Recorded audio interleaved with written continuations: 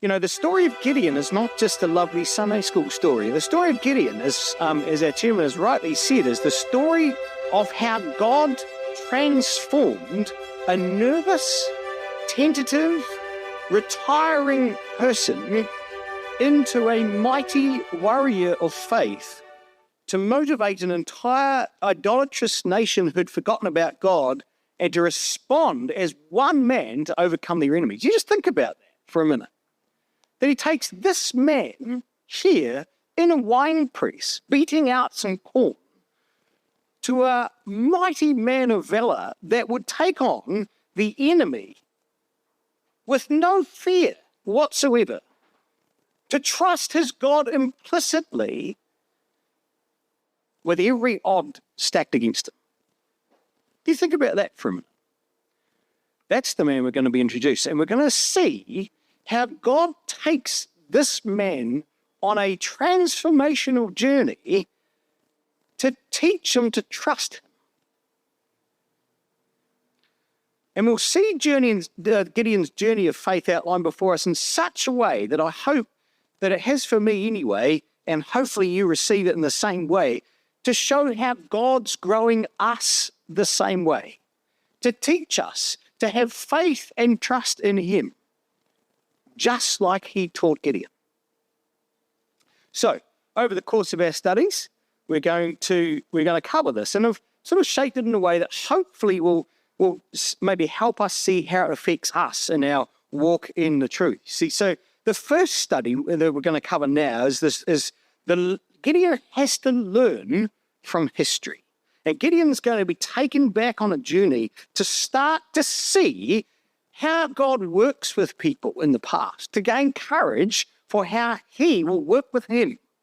So he's going to take him on a journey through history to help him learn that, so that he can have confidence that God would be with him. If he could see it in others, he could see it in himself. That's our first study we're going to see this afternoon. Then our second study this afternoon is beginning at home. You see, if Gideon was going to be able to help and inspire a nation, he first had to be able to sort out his own backyard. He had to get his own house in order. And it's no different for any of us, is it? If we're going to help anybody else in the truth, we first have to get what's happening at home under control. I'm still working on that, by the way. Study number 3 is leading by example. So Gideon's then going to have to learn that if he's going to lead, he's going to have to lead in faith, even though he might not fully be confident yet of his own abilities and his own way in which he's working with the nation. He has to lead by example, and God's going to show him exactly what was going to be required and what he had to look for in the people that he chooses, that God chooses, to fight the enemy. So he has to learn to lead by example and to look carefully into the hearts and minds of others as he works with them. And then at exhortation tomorrow, we're going to have a look at gaining courage with God. What God does, it's remarkable, it's beautiful, it's really gentle to see how God knew that Gideon was still struggling. And so he hands them on a platter to the enemy and says, you got to have a listen, what's going on inside their tents. You see what's going on, and then you'll know that I'm God and that everything's under control. And he helps and encourages and strengthens him in such a way that he lifts him up to give him the uttermost courage so that he could turn back and he could see something different in his men that he'd never seen before. But then, with all of that newfound confidence, with all of that trust in his God, Gideon's going to get confronted on the way home as he's trying to finish routing out the enemy. Not everyone was on the same page. In fact, he's going to encounter opposition left, right, and centre as he endeavours to finish the job that God had asked him to do. And brothers and sisters, the truth is not straightforward, is it? Gideon has to realise and learn that it takes time and effort to teach others to see what he had seen, to understand what he knew, and to work with each other in the way that we have to try and build trust and confidence in God that he already had. And sometimes we get it right, and sometimes we get it wrong. Gideon's going to come face to face with a number of people who weren't on the same page. We're going to see how he works with them to gain practical lessons for us in terms of how we can work with one another as we navigate our journey of faith towards the kingdom. And over these studies, hopefully we'll see how God patiently and how he systematically developed Gideon's courage and conviction in his God until Gideon was convinced that anything was possible as he endeavored to grow that conviction in others. So, that's what we're going to cover together over the course of the next 5 studies. So hopefully you'll stay with me as we work through it. So where are we in the story? Well, the background to the story of Gideon is actually the story of Deborah and Barak, and that's a whole series in itself. All right. So in summary, Deborah and Barak's exploits to the north, in the top of the Jezreel Valley and along Mount Tabor, had united the surrounding tribes to stand up and to destroy the stronghold of Jabin, king of Canaan, who had mightily oppressed that part of the territory for 20 years. And together, Deborah and Barak and the 10,000 men that had responded had come, and they had not only taken out Sisera, but they had who was the leader and commander of Jabin's army, but they had not only routed the army, but they then had systematically come and cleaned up all of the territory that Jabin had stolen off the nation of Israel. And Deborah and Barak's exploits had united that part of the nation to come and destroy any vestige of Jabin's territory and to take it all back. And the land, says the record, had rest for 40 years. Judges chapter 5, verse 31. The land had rest for 40 years. And in that rest, brothers and sisters, further south, in the middle of the land, these tribes, not so familiar with the exploits of their northern brethren, drifted back into their idolatrous ways, forgetting Yahweh and his mighty victory. And so we see in Judges chapter 6 and verse 1 it says, "And the children of Israel did evil in the sight of Yahweh, and Yahweh delivered them into the hand of Midian 7 years." It's interesting. We're not told necessarily what evil it was, but we can deduce what evil it definitely was when we read the record carefully in its context. The evil that they did in the sight of Yahweh, well, we've seen this expression before. In what way had they done evil? Well, in Judges itself, Judges chapter 2, verse 11, it tells us that they served Baal and Ashtaroth and did evil in the sight of Yahweh. Judges chapter 2, verse 11. Judges chapter 3, verse 7, it says, they served Balaam and the groves and did evil in the sight of Yahweh their God. Idolatry every time, brothers and sisters. Idolatry was the problem in chapter 2. Idolatry was the problem in chapter 3. And in chapter 4, verse 1, it says that they served new gods and did evil again in the sight of Yahweh. When we compare the story of Deborah's song in Judges chapter 5 and verse 8, it was a problem of idolatry that had crept back into the nation every time. And here in the story of Gideon, it was absolutely no different, because in Judges chapter 6 and verse 10, it says, God appeared to them in a prophet and says, I am Yahweh your God. Fear not the gods of the Amorites in whose land you dwell. The problem of the evil was idolatry. They'd served other gods. Judges chapter 6, verse 25. Gideon's commanded to destroy and to take out the altar that was there, the altar of Baal that thy father hath, and cut down the grove that is by it. The evil that this nation had encountered once more in the sight of Yahweh was absolutely the problem of serving other gods. You know, the problem, brothers and sisters, in all of that is surely they must have known. Every other time in their history when they had fallen astray and they had been destroyed or held captive or had problems, that the problem was idolatry. And yet this generation looked like they didn't know what the issues were. A philosopher once wrote, these are not my words, what we learn from history is that no one learns anything from history. And to some degree he's right. And by this he means that we see the next generation and the next generation and the next generation seemingly to make the same mistakes over and over and over again, never seeming to learn from those problems. And it was no different for Israel in this story. They'd made the same mistake as the previous generation and the generation before that. But God had other plans, as he always does. God didn't let them just drift away. Do you know what, brothers and sisters and young people, what he tries to do is he tries to put them under bondage and trial and sells them into the hand of the Midianites. For what reason? The answer is to try and bring them back. To try and bring them back, to try and turn them. He did so by delivering them, it says. Yahweh himself, it says, delivered them into the hand of Midian for 7 years. God actually delivered them into the hand of the Midianites, that they might come and turn back to him. He offered them up, brothers and sisters, to be plundered, to be spoiled, to be left destitute, in an attempt to turn them back to him and to cry for help and support.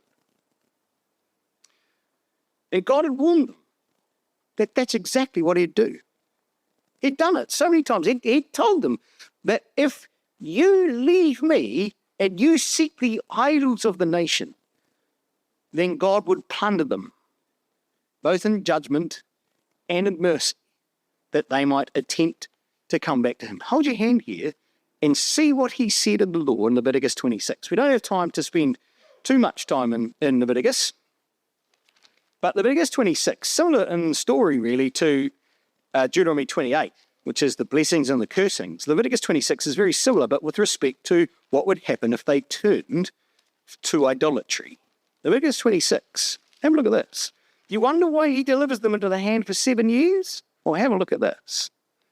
Leviticus 26. I'll just put this up on the PowerPoint because it will help maybe summarize what we're going to cover, because we haven't got the time to do the detail. But if you get a pencil and you color in the concept of the covenant or the concept of the Sabbath or the concept of 7 times through this chapter, it jumps off the page and it'll hit you between the eyeballs that you can't miss it.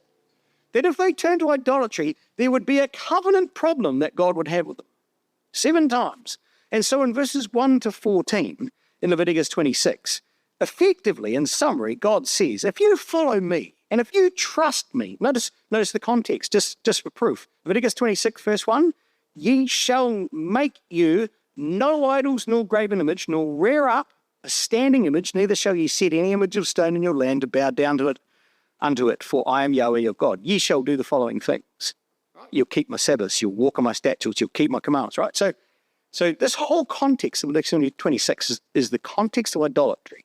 What they needed to do is to follow Yahweh. And so he says, in summary, Leviticus 26, verses 1 to 14, if you follow my word and you do what I ask you, well, 1, I'll provide you food. So much food in abundance that you won't believe it. And not only that, I will provide you protection. I'll give you shelter and strength. And more than that, says God, I will be amongst you. I'll be amongst you every time. Verse 12, see that?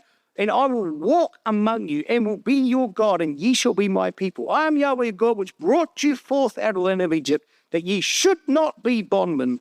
And I have broken the bands of your yoke and made you go upright. So if you do what I tell you to do, and you follow everything that I ask you to do, boy, you'll be fed, you'll be sheltered, you'll be protected, I'll be your God, you will be amazing together, says God. But if you don't, well, the consequences are fairly obvious.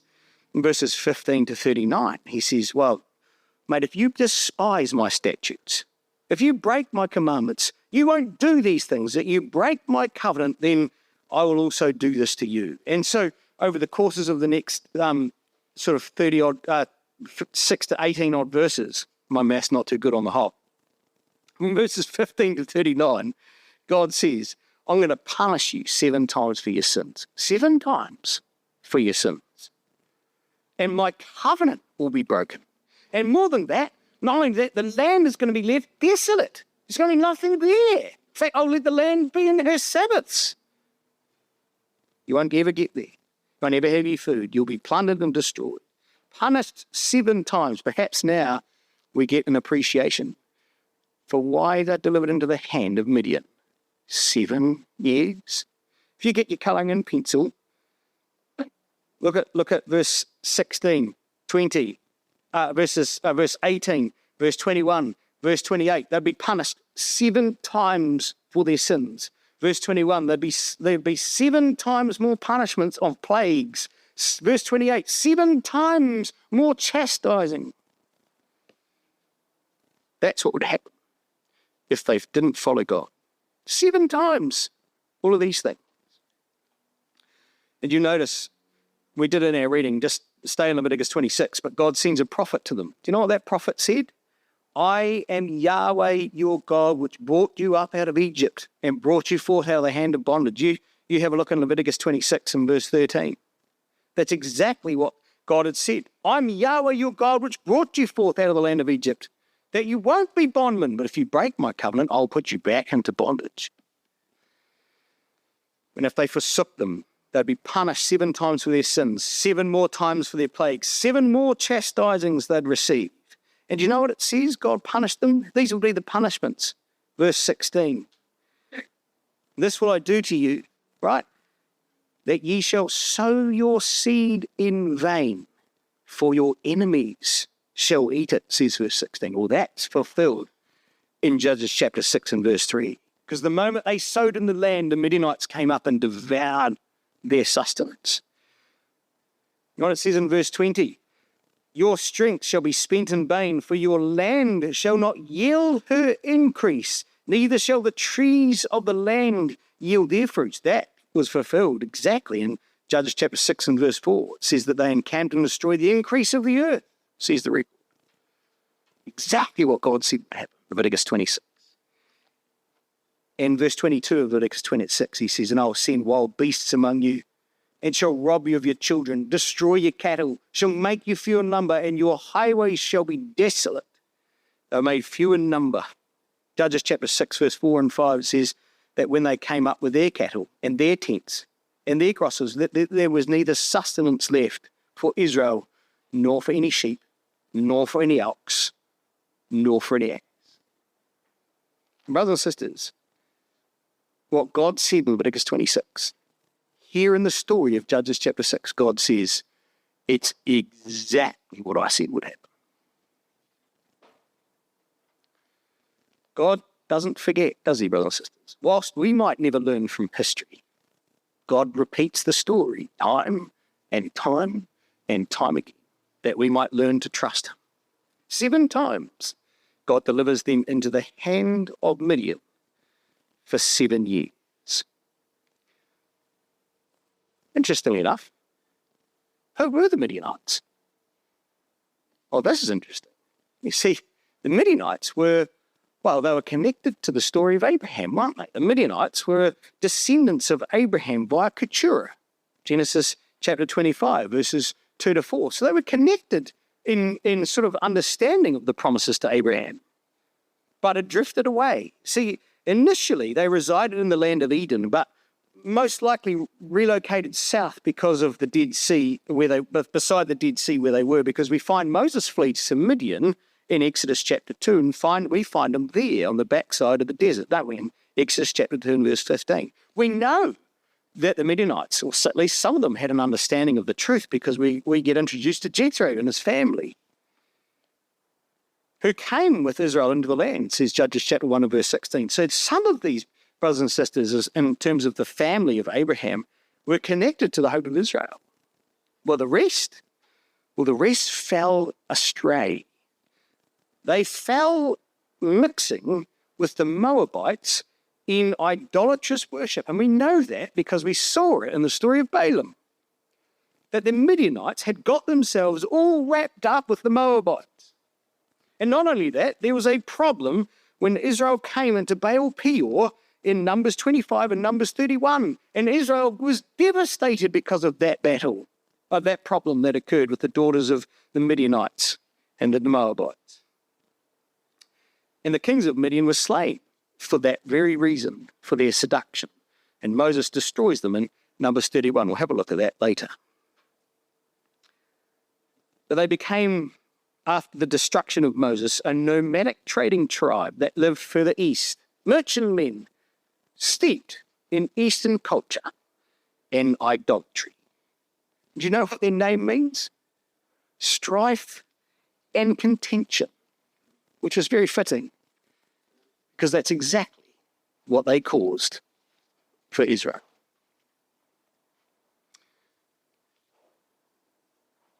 And you know, it's funny because whilst the previous suppression of Israel during the time of the Moabites had seen Israel at least stay where they were and to sneak through the back streets of the country blocks, the Midianites prevailed so heavily upon the Israelites that they fled to the hills. See what it says in Judges chapter 6 and verse 2. The hand of Midian prevailed against the Israelites, or Israel, and because of the Midianites, the children of Israel made them dens, which are in the mountains and caves and strongholds. They disappeared as far away from them as they could. Nothing like this invasion had caused Israel entirely to abandon their farms, their fields, and their crops before. But now, with the Midianite oppression, they just vanished. They ran for the hills, living in dens and caves. At least in Jael's time, they still held food. Now here, under Midian's oppression, they were like wild animals, living in the dens and the caves of the mountains with the eagles and the ass. How had they been so oppressive upon the nation of Israel? Why was it that they had to vanish and flee and disappear? Well, look at what it says. Verses 3 to 5 gives us the reason for why they could no longer live on their land. Which says this, and it was so that when Israel had sown, that the Midianites came up, and the Amalekites and the children of East, even they all came up against them. And what they did is they encamped against them, and they razed the land. They destroyed the increase of the earth till they had come to Gaza, and they left no sustenance for Israel, neither sheep, nor ox, nor ass, for they came up with their cattle and their tents, and they came as grasshoppers for multitude, for both they and their camels were without number, and they entered into the land to destroy it. So the Midianites and the children of the East, what they would do is they would come. They would wait. I mean, it's a brilliant strategy, all right?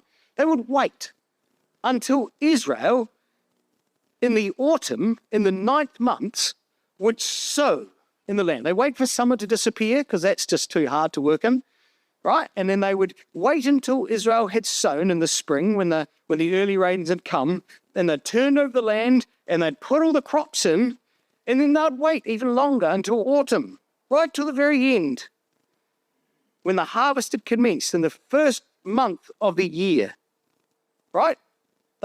When harvest commenced in the first month of the year. Do you know what happens in the first month of the Jewish calendar? What's the first thing that kicks off the Jewish calendar? Passover. Oh, look at that. Well done.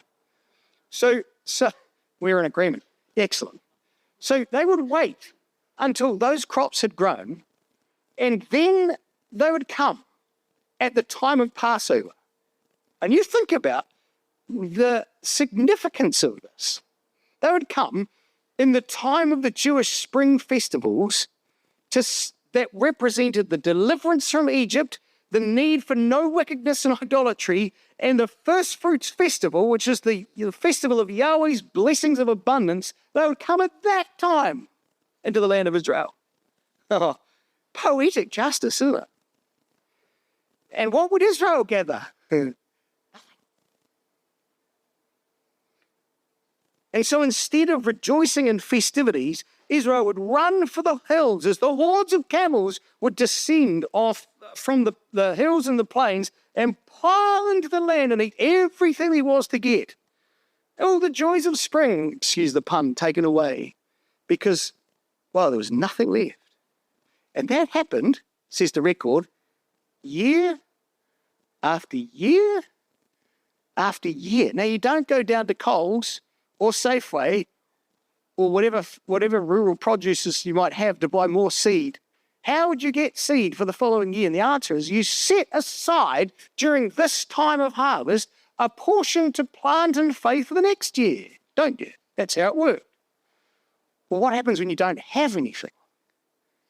Well, you plant what little left you have for the next year. And then that's gone. And then, well, what do you plant for year 3? Well, you plant what you got left. Well, you managed to just catch a little bit that you haven't eaten, and you plant that. And then you've run out. So it says in the record, verse 6, that Israel was greatly impoverished because of the Midianites. Can you see how it happened?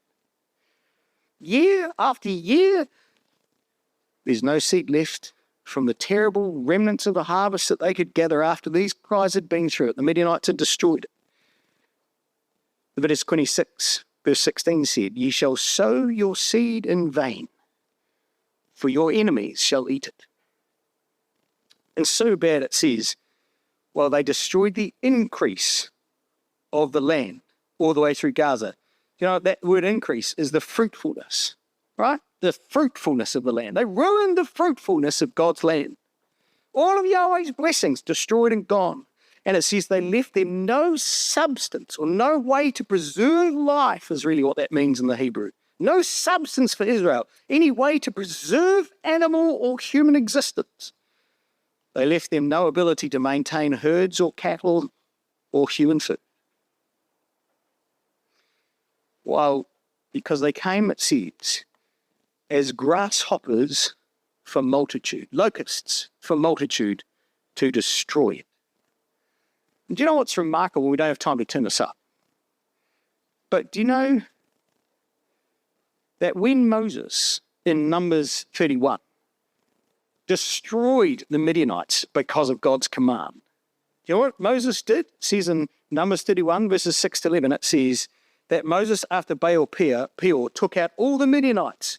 Moses, it says, slew all the males, all the Midianite men, women and little ones they took captive. They took spoil of all their cattle, all their flocks, all their goods, burnt all their cities with fire, and all their castles were destroyed. That's what it says in Numbers 31. He raised them, Moses went in Numbers 31 and raised the Midianites to the ground. 200 years later, here's the Midianites coming back for revenge. And it's poetic justice, isn't it? Why were the Midianites destroyed by Moses in Numbers 31? Well, you know why. Because of their idolatry and their fornication practice in Baal Peor. Why is the Midianites back here with Israel? For exactly the same reason. God brings them back in poetic justice. But you see, God had a purpose, didn't he? As with all of God's judgments, there was a blessing with what he was trying to do. You see, all of this was done, that there was a message sent to Israel, a blessing in the message, because he wanted them to get to a position where they would turn to him 100%. It just required them to get to a state where it finally took year after year, feeble becoming more and more feeble. Successive failed harvest after successive failed harvest, livestock destroyed, utterly languishing, dying, feeble, that they started to think, oh, maybe we need some help. You know, it can take some time with the belligerence of human nature, doesn't it, brothers and sisters, to get to that stage. It can take some time to come to see God's lessons. And it's not until often we're brought to a point of impoverishment, on our knees, that we really get on our knees properly to pray to our Heavenly Father that he might help us. And here, brothers and sisters, with a nation on the brink of starvation, with no reserves, no energy, utterly exhausted, it says, verse 7, finally, or verse 6, finally it says, the children of Israel cried unto Yahweh. And it came to pass, when the children of Israel cried unto Yahweh because of the Midianites, that he heard them. Oh, God's immediately there, isn't he? He heard them. You know, there's a lesson for us, brothers and sisters, in this, isn't there? How do we see trials in our life? How do we see when things aren't going the way they should? How do we visualize, or how do we feel when we feel that everything is going wrong? Do you know, often we can be just like Israel and think, oh, we'll get it right, we'll turn it around, it's all within our capabilities, we can fix this, we've got this under control. And then God turns the notch up, and then the notch up, and then turns the dial, and then throws the book at us, and then we are desperately in need. It's not until we get to that stage do we actually see God working behind the scenes, or hopefully see God working behind the scenes. But how do we see or have an attitude to trial, and how do we respond to God's trials in our life? Yeah, do we really see trials as an act of God trying to teach us dependence on him, or do we just blame him? Why me? Why is this happening to me? We can hear that, can't we, sometimes in our own lives. We need to see, brothers and sisters and young people, trials that God brings as Yahweh's loving hand to teach us to trust him. And our attitude to trial means that we either become more bitter, right? Or more better for him. Those are the options. And those choices are ours to make, aren't they? We choose whether we become more bitter or more better. That's us. That's up to us. That's the lesson we've got to see from the story of this nation, who it took 7 years to turn to God. And even then they struggled to understand. And we've got to endeavour to see, as Paul says in Romans, that all things work together for good to them that love God, to them who are called according to his purpose and his grace. Romans chapter 8, verse 24. We've got to see it like that way. As Hebrews says in Hebrews chapter 12, for whom the Lord loveth, he chasteneth, and scourgeth every son whom he receiveth. See, this is God's way of teaching us to trust him. What's our attitude to that, brothers and sisters? Sometimes I think we can be no different to Israel, where we struggle to see these things that happen to us as God shaping and developing our characters to grow and mold so that we can become more like him. And so God sends a prophet to teach the nation of Israel what the problem was, because obviously they were struggling. And so it says in verse 8, Yahweh sends a prophet unto the children of Israel, which said unto them, thus saith Yahweh Elohim of Israel, I brought you up from Egypt and brought you forth out of the house of bondage. I delivered you out of the hand of the Egyptians and out of the hand of all them that oppressed you, and drove them out from before you, and gave you their land. And I said unto you, I am Yahweh your God. Fear not the God of the Amorites in whose land ye dwell. But guess what, says God? You haven't obeyed my voice. You see, they still didn't respond to God's prophet. For 7 years of bondage, they cry to God. He sends them a prophet whom they still don't listen to. But I just want you to just see exactly what this prophet said. Read that again, but we're going to read it in a slightly different lens.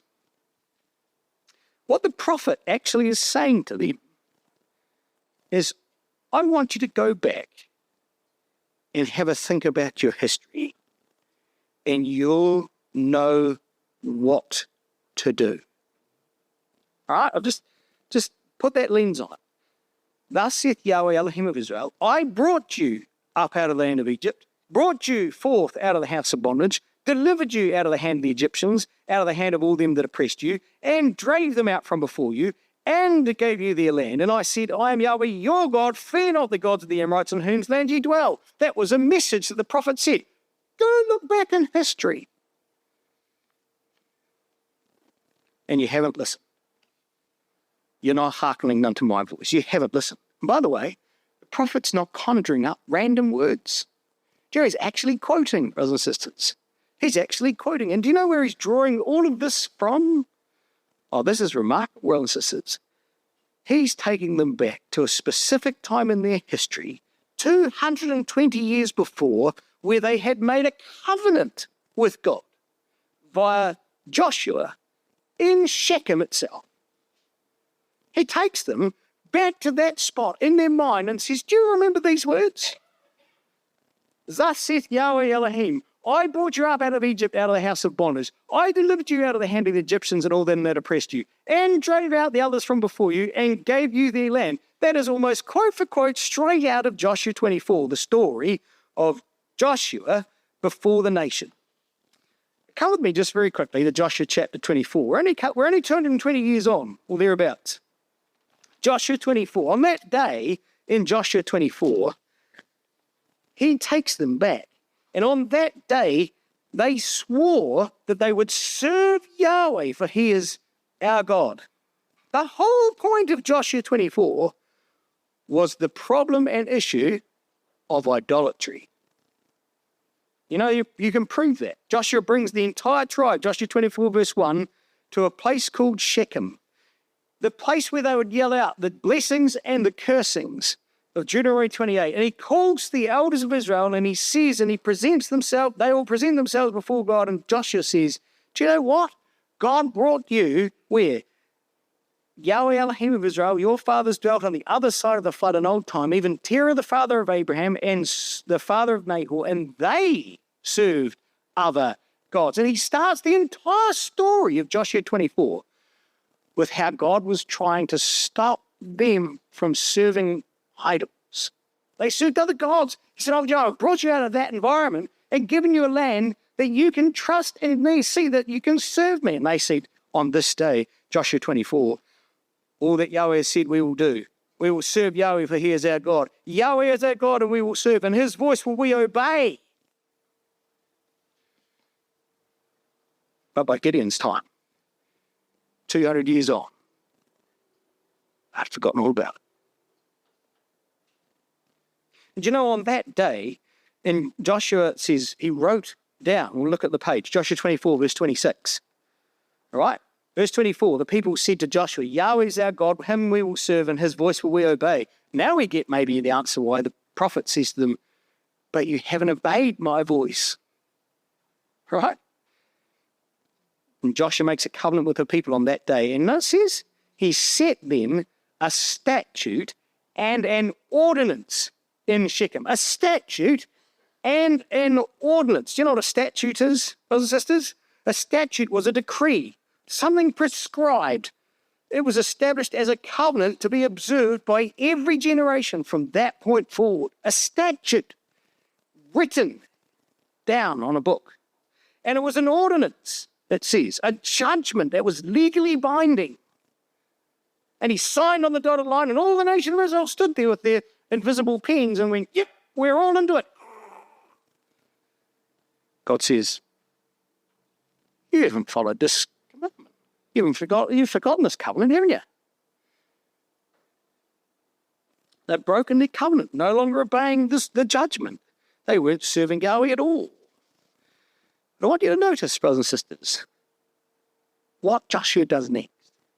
Joshua 24, verse 26 says that he wrote these words in the book of the law of God and took a great stone and he sets it up there under an oak by the sanctuary of Yahweh. And he says to the people, this stone shall be a witness unto us, for it hath heard all the words that Yahweh has spoken unto us. And it will be a witness unto you, lest you deny your God. That stone right here that I've just set up is going to be a witness to you. Oh boy. Do you know what, brothers and sisters? Guess where Gideon stands when the angel appears to him in the story of Judges chapter 6. Now perhaps we know why the prophet quotes from Joshua chapter 24.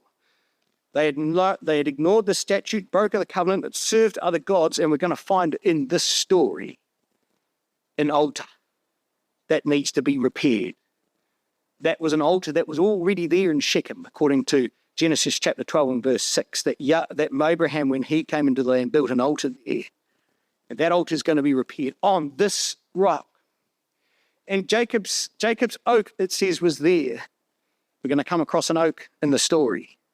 And we're going to come across a rock in the story. And we're going to come an altar in this story. And God, through the work of Gideon, is going to recreate and restore the people to their covenant, to show them that he was still their God and that he would still walk amongst them if they served him. But what they would need to do was they would need to learn from the story of Shechem, from the places that the nation had traveled over their history to this spot, that they might learn what to do. They had to bury their idols and had to rebuild God's altar so that Abraham's seed might once more be given this land. So come with me back to the story of Judges chapter 6, and I want to show you how this is here in the story. Perhaps we can't be fully confident and utterly convinced outside of the story of here, but that I believe we're still talking about the story of Shechem in this spot. And here's the proof, brothers and sisters. Verse 11. And there came an angel of Yahweh and sat under an oak, which was an Ophrah, that pertained unto Joash, the Abiezrite, whose son Gideon threshed wheat by the winepress to hide it from the Midianites. An angel appears under the oak, which is an Ophrah. Now, what we know, brothers and sisters, if you're taking notes, is that we're not 100% confident or sure in terms of exactly where Ophrah is. There's many different places that it could be, but they're all relatively within this spot of Shechem. But what we do know is that Judges chapter 8 and verse 31, it says that Gideon had a concubine that was in Shechem. And according to many witnesses, many writers, who record where Ophrah probably was, it was within about 6 to 8 kilometers from the city of Shechem itself. And Abimelech, we find in Judges chapter 9 and verse 6, is crowned king by the men of Shechem at the oak of the pillar in Shechem. Judges chapter 9 and verse 6. So we can safely suggest that they're in this spot. And it's strange because the record seems to focus our attention. Do you know what Joshua had said in Joshua 24? This stone will be a witness for everything that God has said. And you know the emphasis on this record, you can't miss it, is on this rock, says the record. Judges chapter 6 and verse 19, he brings out the present to the angel that sat there. And it says, and the angel was sitting under an oak. But what was beside the oak, we know it because the angel says, I want you to bring this offering and I want you to lay it upon this rock, says verse 20. What rock? Well, one particular rock that's by this oak. And more than that, we know that the fire then comes out of the rock and consumes the offering. And Joshua chapter 6, verse 24, Gideon's then instructed to build an altar there. Verse 26, build an altar to Yahweh thy God upon the top of this rock. What rock? I suggest to you perhaps we can read with some degree of certainty that this rock is the rock of witness that the nation was brought to in the story of Joshua 24. So Gideon, perhaps in the story, is being encouraged to remind the nation of Israel to rebuild Abraham's altar. An altar, the altar of what says the sanctuary. We don't have time to look at this, but the sanctuary of Joshua 24 is suggested to be Abraham's altar. Wasn't the tabernacle, wasn't in Shechem. The sanctuary that was by the oak was Abraham's altar. And so Gideon's been told to rebuild an altar on the top of this rock of witness, that all Israel might never miss the point that it was Yahweh's stone of witness, Yahweh's altar that needed to be maintained, Yahweh's covenant that needed to be maintained for the nation, if Yahweh was ever going to keep his covenant with his people. And Israel and Gideon had to look back in history and endeavor to learn the lesson from the history of the people during that time, that Yahweh might be their God and dwell amongst them. The altar of Abraham, which is the altar that he first builds when he comes into the land in Genesis chapter 12. It's the same place in Shechem, next to that oak, that Jacob, when he's running after the terrible time in the story of Shechem, where he runs, and the first thing he does in Genesis 35 is bury the idols that his family had stolen from Laban and his family. They bury those idols right there in Shechem. And Joshua brings the nation to that spot and says, do you know these two stories? Yahweh's altar that Abraham built, the idols that his forefather buried, Jacob buried. Let's make a witness here that we serve Yahweh and not idolatry. And so the nation is now brought back to this spot. But look at the picture we're given as God appears to Gideon. Look at the picture. Step back from this for a second. What's the picture that we built? Well, here's Gideon in the land of his inheritance. All right, God had given him this inheritance. You can't miss the record point. Verse 11, there came an angel of Yahweh to sit under an oak that was an Ophrah that pertained to Joash the Abiezrite. This is his inheritance. And where is he? Well, Gideon's in a wine press, beating out corn, hiding from the Midianites. You can't miss it, can you? The wine and the corn, supposed to be symbols of Yahweh's blessing, his fruitfulness, his inheritance. And here's Gideon under the wine press, beating out a little bit of corn with a stick, like a poor person in the law. An absolute pauper, hiding from the Midianites. It was an unmitigated disaster, wasn't it, brothers and sisters? And his own inheritance, he's there, tapping out wheat. A handful. See, the cameo of Gideon is set to show, brothers and sisters, that this was an individual example of what was happening on a national scale. This little boy, or this man here, that was beating out corn as a pauper, was emblematic of the entire nation's problem. And so God's going to work with this man to teach them what he had to do on a national scale. And so Gideon's focusing on thrashing out grain. You can imagine, you got to put yourself there, right, brothers and sisters? Put yourself there for a minute. You're Gideon. You're hiding down a wine press. You don't want to be seen. And the next minute, this face appears over the corner of the wine press. Imagine it. And the angel says to him, Yahweh is with thee, thou mighty man of valor. You can imagine Gideon's first response. I'm supposed to not be seen. Right? You can imagine it. First response, spins around with a heart attack. Like, oh. And then the second message is like, what did you say?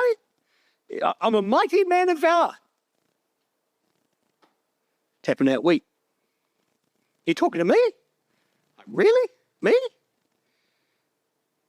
But the message was quite specific. Yahweh is with thee, thou mighty man of valor. We don't have time to look at this, but Gideon was going to be Moses number 2. Yahweh appears to Moses as he appears to Gideon. Yahweh is with thee. Yahweh looks upon him. Go in thy might, have not I sent thee? Gideon's response, exactly the same as Moses. Who, me? How obsolete is that? You'll smite the enemy with one go. You see, the message that God gives Gideon on this story is, I need you, Gideon, to become a Moses. And just like Moses, I'm going to send you as a mighty, powerful warrior to save my people. Yahweh, Elohim of Israel. Yahweh is with thee. Yahweh will be there. And Gideon misses the point entirely. Verse 13, Gideon says to him, oh my Lord, if Yahweh be with us, then why is all this befallen us? I mean, where's all the miracles which our fathers told us of, saying, did not Yahweh bring us up out of Egypt? But now Yahweh's forsaken us and delivered us into the hands of the Midianites. It's exactly what God had told Moses the nation of Israel would say in Deuteronomy chapter 31 and 32. God instructed Moses to write a song in Deuteronomy 32, to teach it to the nation, that they may learn to teach it to the children's children from generation to generation, to trust Yahweh and to remember that God would be with his covenant. They've forgotten the words of that song too, brothers and sisters. In Deuteronomy 32, verse 46, Israel were commanded to teach this song to their children, to command them to observe all the words of the law, and they'd failed to pass on the message and failed to learn and remember the song. I need you to be Moses number 2, says God. I need you to do it. And it says Yahweh looks upon him in verse 14. Now that's an interesting expression in the context of Moses, in the context of relieving of the bondage of Egypt and God's covenant with his people. It's an extremely rare expression, and it's mentioned twice in accordance with the nation of Israel coming out of Egypt. Exodus chapter 2 and Exodus chapter 4. He looks upon the cry of Israel and he remembers his covenant with Abraham, with Isaac, and with Jacob, and he looks upon the children of Israel and has respect unto them, says Exodus chapter 2. And in Exodus chapter 4, it's the same thing. The people believed when they heard that Yahweh had visited the children of Israel and that he had looked upon their affliction. Then they bowed their heads and worshipped. You see, this inclining of God was exactly what had happened in the story of Moses. And now again, God looks upon Gideon in an entirely different way, because he says, I'm going to remember my covenant with Abraham, Isaac, and Jacob, and you, my friend, are going to be Moses number 2. And so he says in verse 14, go in this thy might, and thou shalt save Israel from the hand of the Midianites. Have not I sent thee? I've selected you for this task. Go in your might. This is what I want you to do. And Gideon's response was no different to Moses. Verse 15, oh, surely not me. Surely that's not my job. I can't do it. And he says unto him, my Lord, wherewith shall I save Israel? Behold, my family is poor in Manasseh, and I'm the least in my father's house. It's exactly what Moses had said in Exodus chapter 3 and verse 11. Who am I that I should bring forth the children of Israel? Exodus 3 verse 11. And God's response was the same then to Gideon as it was to Moses. I will be with thee. Moses, I'll bring you to this very spot in Sinai and you will worship me there. That's the proof that I will be with you. Surely I will be with thee, says God. Exactly the same expression he gave to Moses. And I will give you a sign that I will be with you. And the sign you'll see that you will smite the Midianites as one man. All the Midianites will be gone as if you are only fighting one man with one blow. Gideon, that's the proof that I'll be with you. So, brothers and sisters, Gideon embarks on this journey of faith, doesn't he? To be transformed from a hesitant person, in concerned servant in a well, in a wine press, to an unstoppable, courageous warrior that trusted that Yahweh Elohim would be with him in every step of the way. So what's the lesson from the story? We've skipped over a number of those history lessons, but hopefully you'll know them. All right? But the lesson for us is this. Whilst as humans, we might fail to learn from history, we can have utter confidence that God's character will enable him never to forget. You know, one of the key words when we go through the scriptures is the word to remember, isn't it? to remember. And whilst our memory might fade, God's doesn't. It's a word that's associated with his loyal kindness and his covenant mercy to his people, to remember his covenant, to remember what he's done. And we have to have God's thinking, don't we, brothers and sisters? This is the way God's recorded for us in his word, examples for us to review, to learn and to grow. He's recorded and written all of these stories that we might learn from both faithful and foolish characters. He's written all of these for our learning and for our admonition, says Paul in 1 Corinthians in chapter 10. But he's written it in such a way that we might grow in faith and to trust him, to have confidence in his character, to truly believe that he has a purpose and that he is working in us unto the end. And whilst Gideon might be struggling to understand, and the nation of Israel were trying and understand and grapple with all the trials and the challenges that their generation was facing, God shows Gideon that through the story of Abraham, through the story of Jacob, through the story of Moses, through the story of Joshua, you can have utter conviction that I'll be with you, that I'll never forget. You, Gideon, can have confidence in my covenant because my faithfulness will never change. So, brothers and sisters, whilst we might struggle, whilst at times we might doubt, the key to getting our perspective right, the key to developing an understanding about God and his purpose lies in our ability to stand still, to remember and to review the stories and the faithful men and women of old who have gone before us, that we might learn from history, that we might see and therefore have trust that his loyalty and faithfulness that God has is to his covenants and to his promise, that they will never forsake and fail us because he changes. So let's not learn nothing from history,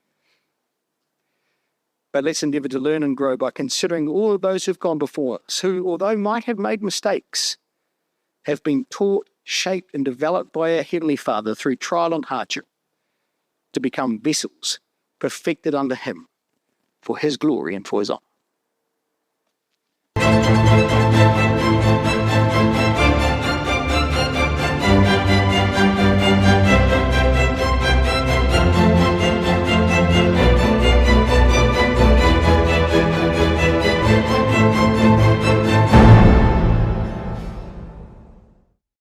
Well, we left Gideon at the winepress, didn't we?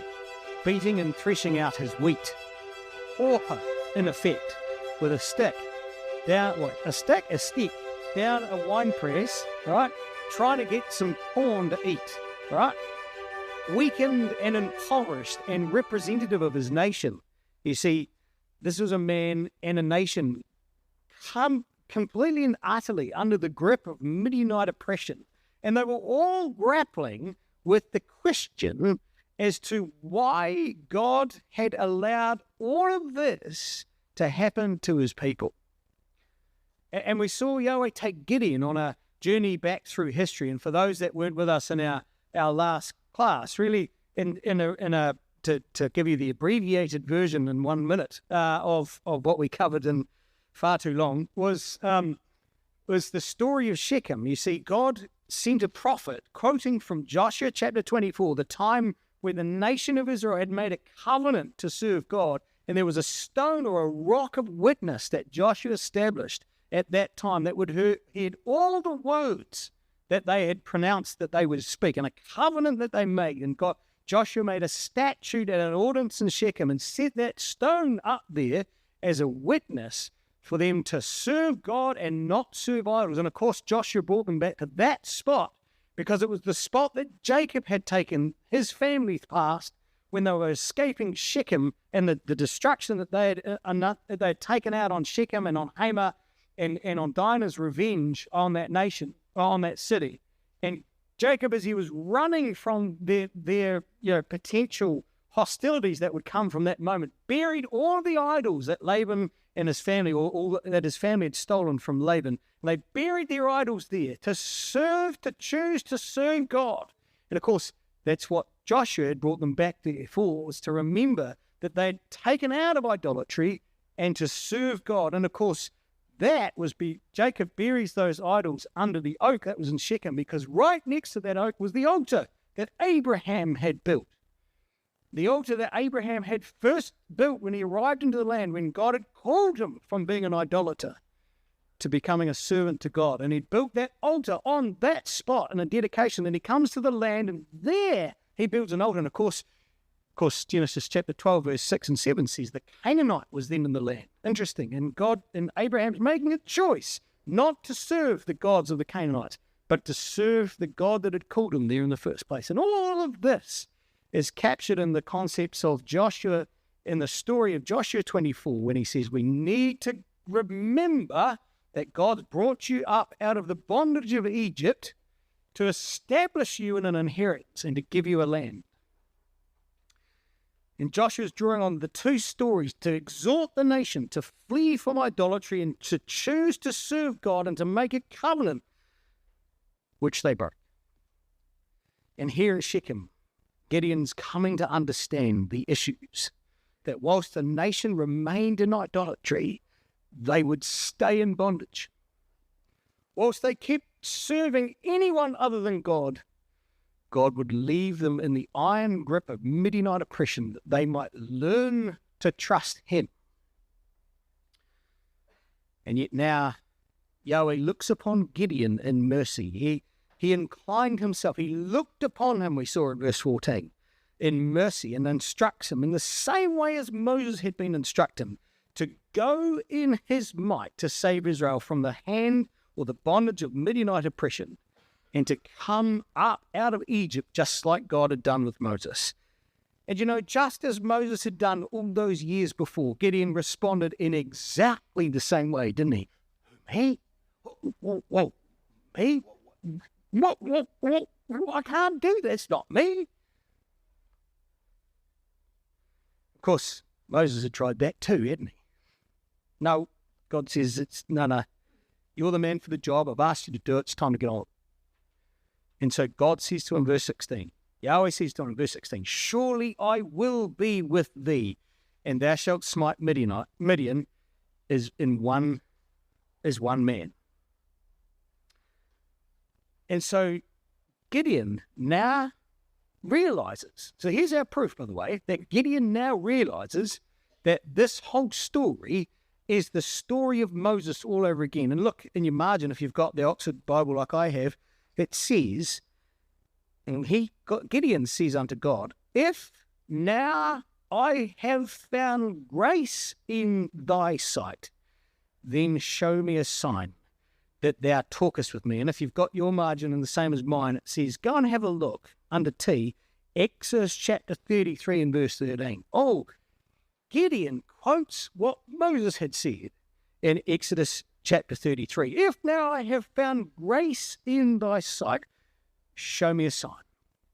And you see, Gideon says, God, you promised to Moses at the time of the burning bush that you would give Moses a sign, that he would take a sign and that he'd go back to his people to prove that God was with him. You'd have the rod that would turn into a serpent in front of them. You'd have a leprous hand that would be pure and then leprous and then pure again. And there was water into blood that gave evidence to the fact that you were God and that I was sent by you. I want a sign that you'll go with me. And so God's going to choose, just like he had with Moses, how he was going to reveal his glory. And at this point, Gideon's trust in God's mighty hand for deliverance was in its very infancy. As a brother once said down here just before, God's going to turn this warrior into a warrior, all right? And he's going to turn from an unsure, doubting Thomas in a way to becoming one that was utterly convinced that God would be with him. He needed proof and he needed conviction that God would go with him. And Joe, I think we've all been here sometimes, haven't we, brothers and sisters, in times of our life? And there's a lesson for us in Gideon's response, isn't there? You know, we all sometimes encounter uncomfortable responsibilities. Do you know, at times in our life, we can be asked to perform in ecclesia or in our families and responsibilities to take on roles and duties that we feel are utterly inept at doing or suitably unqualified for. It could be teaching others. It could be hospitality. It could be speaking here or there. It could be counselling or mentoring. It could be catering. It could be anything that we get asked to do. And God often asks us to do things and create circumstances for people to work outside of natural comfort zones and ability, doesn't he? You know, Gideon felt no inclination at this point in time to stand up, grab a sword, and fight for his people. No inclination at all. In fact, he's hiding in a wine press. Yet God says, keep cracking. Moses, by the time he'd spent 40 years on the backside of the desert in the wilderness, felt utterly inadequate. I can't go. And God got angry with him. Mate, I'm with you. Hurry up. Barak, in the story of Gideon and Barak, Deborah and Barak, just before, was struggling with the enormity of his responsibilities and his calling. He couldn't handle it either. He was struggling. Jeremiah felt like a child when God asked him to do his job. Totally inexperienced, useless. See, the point, brothers and sisters, is that God asks us not just to perform the duties and the responsibilities that we might feel we naturally excel at, but he asks us to step forward and to serve where there is a need. And it may not be easy, and it may not be perfect, but we each need to trust, like the Apostle Paul did, we can do everything through Christ which strengthens us. You see, we each need to give as we've been given, not just in the areas that we feel we could or are good at. I don't know about you, but I often hear, and I ran Sunday school for a period of time, I asked every living person just about in our ecclesia to be able to teach. You know how many excuses I got for why you couldn't be a good Sunday school teacher? I don't think I can hear one. I don't think I can hear a new one, right? It's not my thing. It's not my calling. I just couldn't possibly do it. I don't have time. But we had a need in our ecclesia. We had 94 children to teach. There was a need. You see, Gideon and Moses and Jeremiah tried to come up with the same excuses too. Did God let it off the hook? Not likely. You think it's tough now, Jeremiah? Hey, mate, imagine when you're running with the horsemen. You think it's tough now? So whenever you hear yourself say, oh, it's not my thing, I just don't think I've got time, or I just don't, it's not it's not what I'm good at. Have a think. Is there a need? God asks us to do jobs, not just because we're good at stuff, but because he can work with us and that he can help us do stuff. And it's his work that we're doing, not ours. What we're being taught is that to ask Yahweh to show us how we can serve and support his work and to serve in his ecclesias, we need to work with him in his way and how he wants things. Perhaps we need a little encouragement. Perhaps we need our ecclesial members to be a little bit less judgmental on when things aren't quite as perfect so that we can get more volunteers. We need to create safe places for people to step up.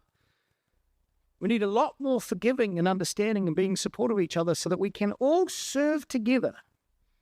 You see, people retreat into shells to avoid conflict, which is a major contributor in ecclesial life as to why we don't get volunteers. So how do we change that? How do we make that a better place? We need to find in our ecclesias more opportunities for people to stand up and say, is there a need? Here am I, send me. Not here am I, send him. It doesn't work. Here am I, send him is a different place altogether. We need to be supportive of each other to inspire each other to serve. And so in receiving his commission, Gideon's first response is to turn around to God, isn't it? And to say, I need a sign. I need to know that you're going to be with me. I need to know, he says, verse 17, If now I have found grace in thy sight, then show me a sign that thou talkest with me. Now, that poses another question for us in practice, doesn't it, brothers and sisters? Young people, when do we ask for signs, and when should we maybe not? When should we ask for signs and expect God to respond? Look, I'm really happy to talk through this afterwards with you and get your views and ideas on this, but here's some suggestions as to what comes out of the story of Gideon here and for us to think about when it comes to how God gives us signs when we ask for them and how he responds and why sometimes he may not respond. Now, I think the key to this question as to when we should or when we shouldn't ask God for a sign is to explore our motives. It lies in understanding why we're asking the question. I believe too often, and certainly in my case, in our walk in the truth, we can be asking God for signs to prove that his blessings are on our choices, when in fact God might not respond at all. I've been guilty of this, asking God to show me whether I should apply for a job or accept a promotion or to take a different role or responsibilities. I've been guilty of that, but the truth of it was that every time I asked, it was because I wanted to know for me and my personal selfish choices. I wanted to know whether I could earn another 15 grand, not whether it was God's choice. Another way, I'm not saying, by the way, I'm not saying that we shouldn't pray for God's blessing on our decisions. But when should we ask God for a sign, right? There's a difference between asking for God's blessing and asking for a sign to see or to get proof of whether this is the right decision or not, because sometimes he may respond, or sometimes he may not respond. James chapter 4, verse 3 says, "Ye ask and receive not, because ye ask amiss, that ye might consume it upon your own lusts." And I think what we're being taught by James is that to ask for Yahweh to show us how we can serve and support his ecclesia and to serve his ecclesia is not about us, but about us needing to understand how God will show us his way, not our way. And so I think we have to see it like this, brothers and sisters, is that Gideon doesn't say to God in verse 17 of Judges chapter 6, "Show me a sign that should tell me whether I should go or not." You see the difference in that question? If Gideon had said, "Show me a sign about whether I should go or whether I shouldn't," God may not have responded. But instead what he's saying is, I need additional support and confidence that if I go, you will be with me.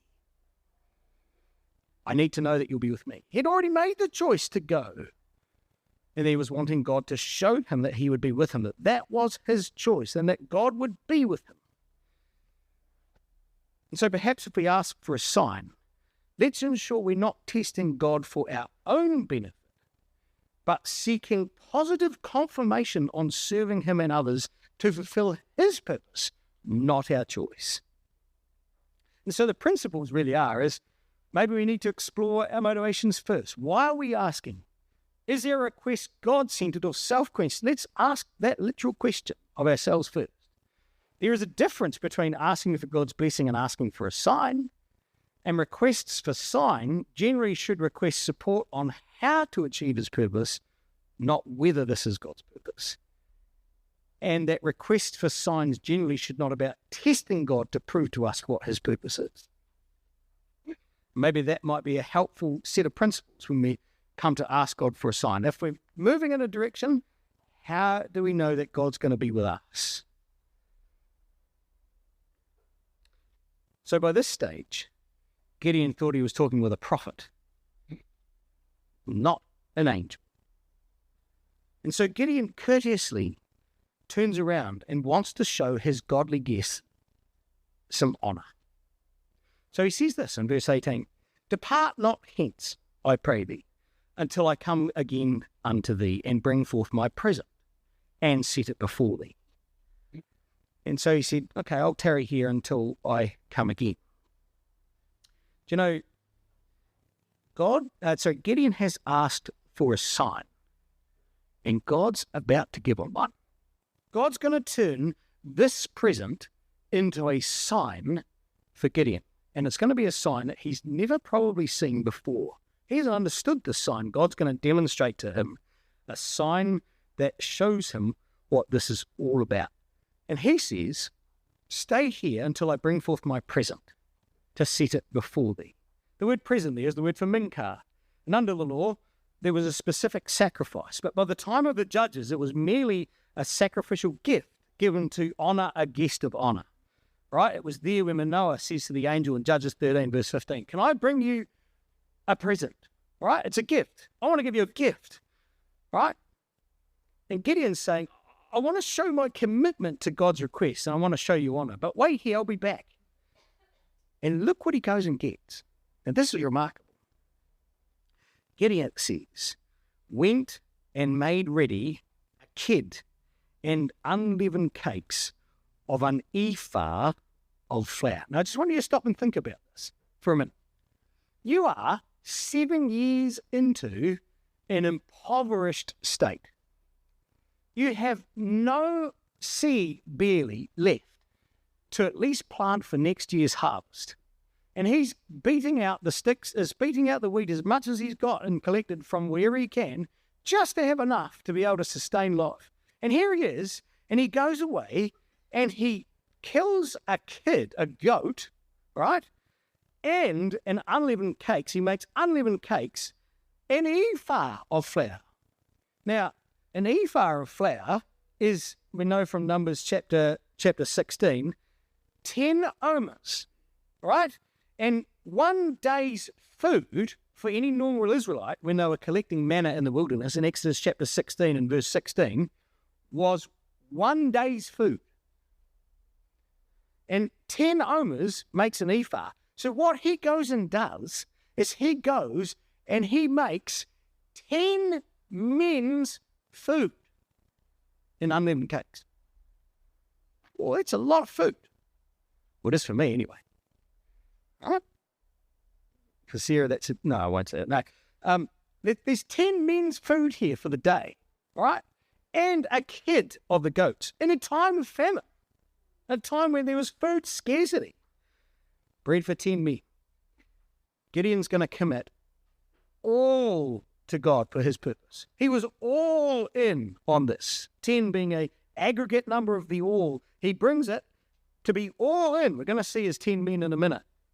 In verse 27, Gideon comes with 10 men. Here he is. He makes food for his entire lot, 10 men's worth of food and a kid of the goats.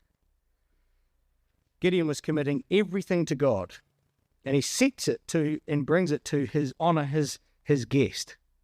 And I want you to notice the detail. So Gideon brings out his present. Look at all the detail that we're given in verse 19. The flesh he brought in a basket, and he put the broth in a pot, and he brought it out under him, under the yoke, and presented it. I don't know about you, but that's an awful lot of detail, isn't it, for something? Why are we told that flesh was in this baskety thing over here, and the broth over here in a pot, and the unleavened cakes he put there? Well, why? What's the point?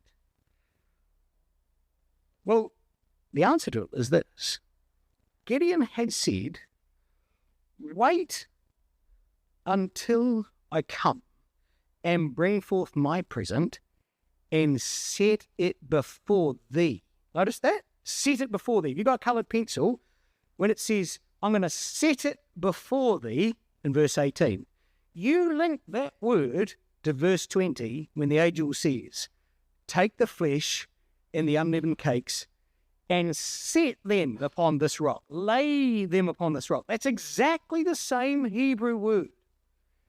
What he's saying is, it's not going to be a present for me, Gideon. I want to set you my present, said Gideon. And the angel says, nah, take the flesh and the cakes, and I want you to lay them upon this rock and pour the broth out. What's the point, brothers and sisters? Well, perhaps we see it this way. I confess, I sat there for hours thinking about this, looking at all the different options and combinations of what it could be or couldn't mean and types and all sorts of stuff. But I think the simplicity of it is this. Look at what he does. So he brought the flesh in a basket, the broth in a pot, and he lay it before the angel. And the angel says, I want you to take this. This is not a present for me. This is an offering for God. But notice the detail of how he brought and the actions the angel now wants to take. The present had come in different pieces. Notice that. Flesh in one thing, broth in another bit. Do you know what the angel does? The angel turns to Gideon and says, you're not getting what we're trying to achieve here. I want you to put all those pieces back together again. And we'll start again.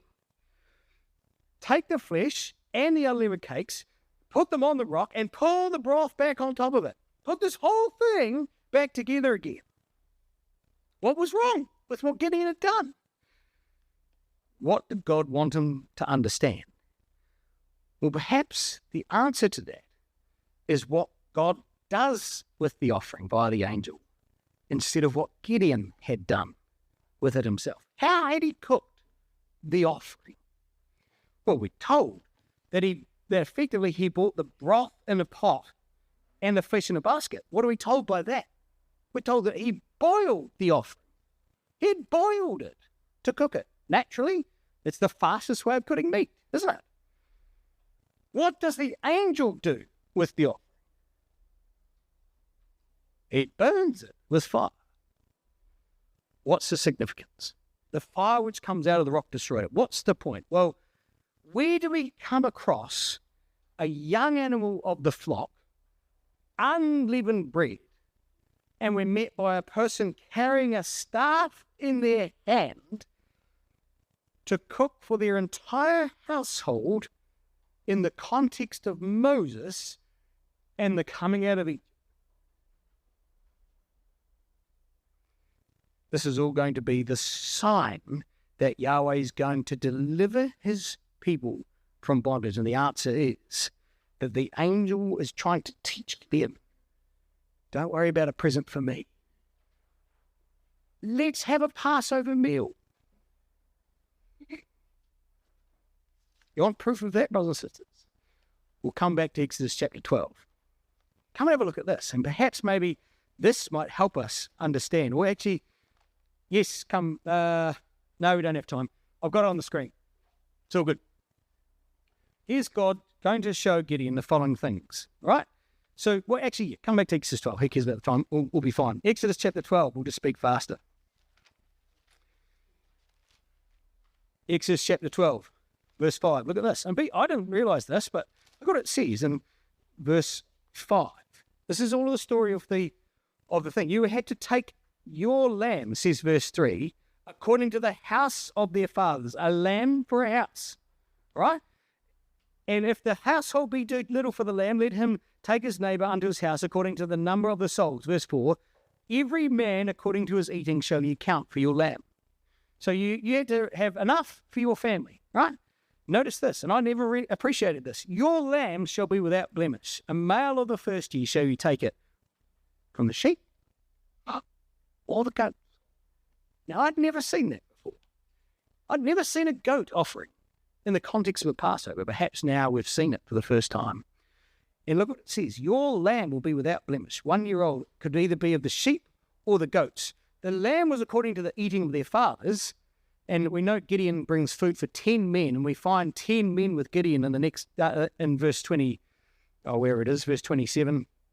He has 10 men of his servants which are going to help him remove the idols. All right? Gideon had prepared for his entire family. What did verse 9 say about that Passover offering? Eat not of it raw, nor sodden it all with water, but roast it with fire. So it was never allowed to be cooked by water. It had to be roasted by fire. It had to be eaten with unleavened bread. Well, that's no surprise with the story of Gideon. And nothing was going to remain until the morning, says verse 10. It had to be fully eaten and fully consumed by either eating it or by burning it with fire. And the angel is going to put forth the end of his staff in Judges chapter 6 and verse 21. And he's going to touch the flesh and the unleavened cakes, and a fire is going to come out of the rock and entirely consume the flesh and the unleavened cakes. And you had to eat it ready to roll. Your loins were girded, your shoes on your feet, and the staff was in your hand. And we're going to meet an angel who's holding a staff in his hand as he touches that offering. it's gone, and the angel disappears. But I think, brothers, this is what we might be being told, is that the angel was saying to Gideon, if you're going to be Moses, and we're going to leave Egypt, and we're going to undo the bondage and the oppression that this nation has been under, the first thing we start with, Gideon, is a Passover offering that God will pass over you and will destroy the enemy. And you notice this? Gideon says, you ask for a sign. You want a sign that I'm going to be with you. You want a sign that I'm going to be there. Do you know, well, Exodus chapter 13 says this was going to be the sign, the Passover sign. This is exactly what the Passover was for the nation of Israel, and it was exactly what the Passover was going to be to Gideon. Exodus chapter 3 says, verse 8 and 9, thou shalt show thy son in this day, saying, this is done because of that which Yahweh did unto me when I came out of Egypt. And it was for a sign, the Passover meal, the sign unto thee upon thine hand, and for a memorial upon thine eyes, that Yahweh's law might be in thy mouth. For with a strong hand hath Yahweh brought thee out of Egypt. Exodus chapter 13, verses 8 to 9. The sign of the Passover was what was going to be requested by the nation, to see and to pass on from generation to generation that God would be with them. Gideon says, I need a sign. God says, good question. I'll give you one. Here it is.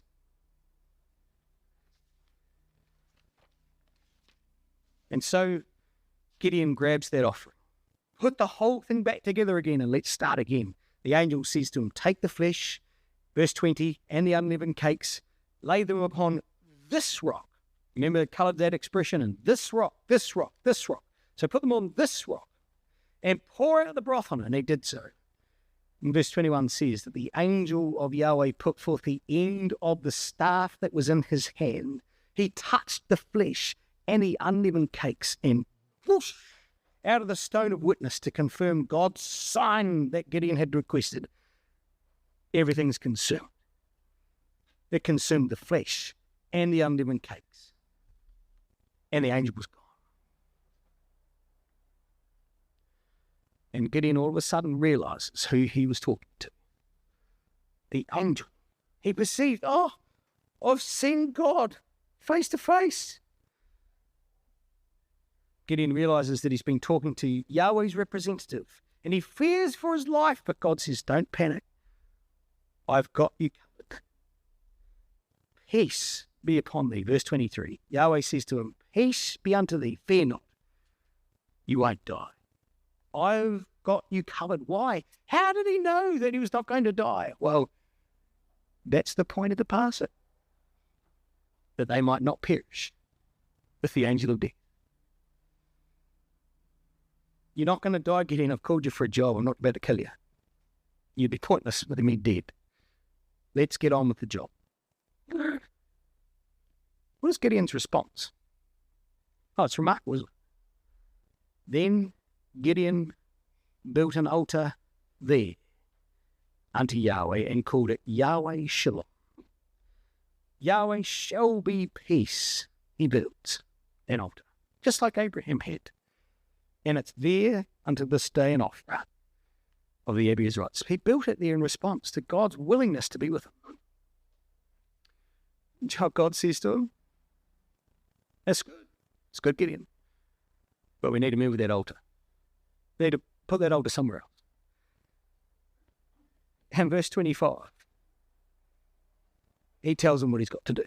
So if the kit of Gideon's offering was a Passover, what was the very next thing that you did in the Jewish calendar on the 15th of April? You moved from the Passover into what feast or festival? The Feast of Unleavened Bread. And what did you do in the Feast of Unleavened Bread? Would you know what you did for the Feast of Unleavened Bread? Well, it was quite specific. So your Feast of the Passover was the deliverance from Egypt. The very next thing you would go into the Feast of Unleavened Bread was to celebrate that there might not be leaven in your house. It was a feast of unleavened bread, that there might be no wickedness or any idolatry in your house. In Exodus chapter 12 says that 7 days there shall be no leaven found in your homes. For whosoever eateth that which is leavened, even that soul shall be cut off from the generation of Israel, whether he be a stranger or born in the land. You're not to touch or eat anything leavened. In all your habitations shall ye eat unleavened bread. It was a rule for the nation of Israel. Notice what verse 25 says. Come back to Judges chapter 6, verse 25. And it came to pass, the same night, God says to him, you know that leaven purge? Let's have a crack. Take thy father's young bullock, even the second bullock of 7 years, and throw down the altar of Baal that thy father hath done, and cut down the grove that is by it, and build an altar unto Yahweh thy God upon the top of this rock in the ordered place. And take the second bullock and offer a burnt sacrifice with the wood of the grove which thou shalt cut down. Oh, we're going to move that altar, Gideon. This is not the place of the altar. I want you to put it on this rock. We've got to get this back. We've got to get everything back on track. We've got to get the nation back to worshipping me. And the first thing you have to do, Gideon, is you have to get your house in order. We're going home. And it came because Gideon had to sweep, clean his father's house from all its leaven in its habitations, and in its place to build an altar unto Yahweh. He had already built that altar called Yahweh shall be peace, but Gideon needed to understand, and God is going to teach him, that the only way peace could be achieved was the entire removal and eradication of any leavenous idolatry, and in its place built the altar on top of that stone of witness upon this rock as a witness to the nation. That idolatry would be destroyed, that God might be worshipped, and it had to be in that order. And then and only then could they truly have peace. And so God commands Gideon to purge his household, to save the nation, to turn their hearts back to God. He would first have to start at home with his own family. And you know, I don't know about you, but your family is often your worst critics, aren't they?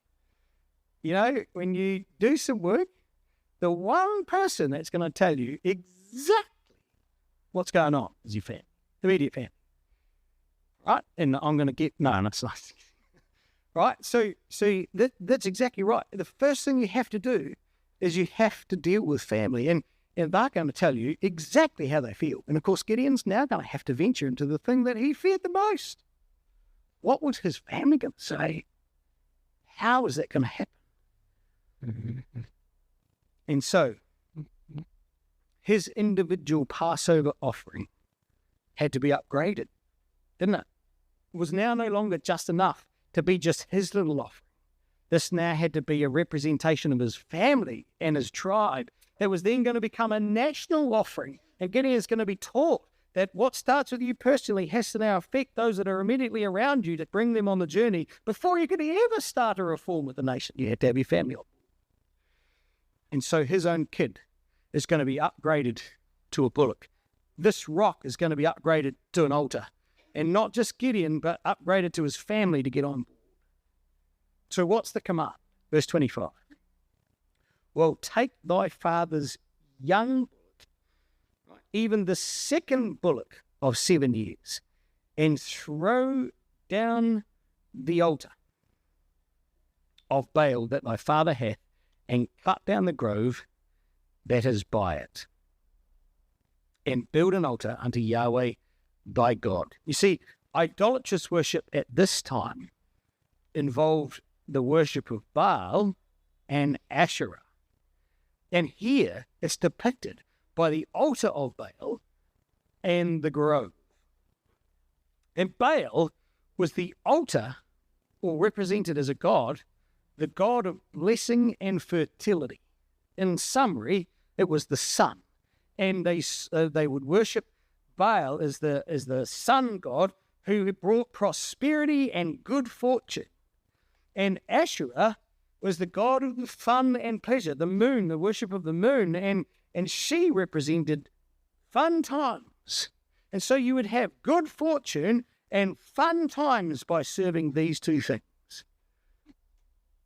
And God asks for these two gods specifically to be destroyed. The altar of Baal to be thrown down. The wooden statues and the poles of Asherah to be cut down, and in their place using the same materials to rebuild the altar of Yahweh and to make a sacrifice of a bullock of wood upon this thing. And it was to be done in an ordered place, says the record.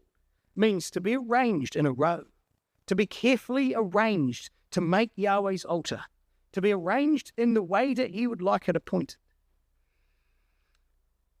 So what was to be offered? Well, he says, take thy father's young bullock, even the bullock of 7 years old, and throw down the altar.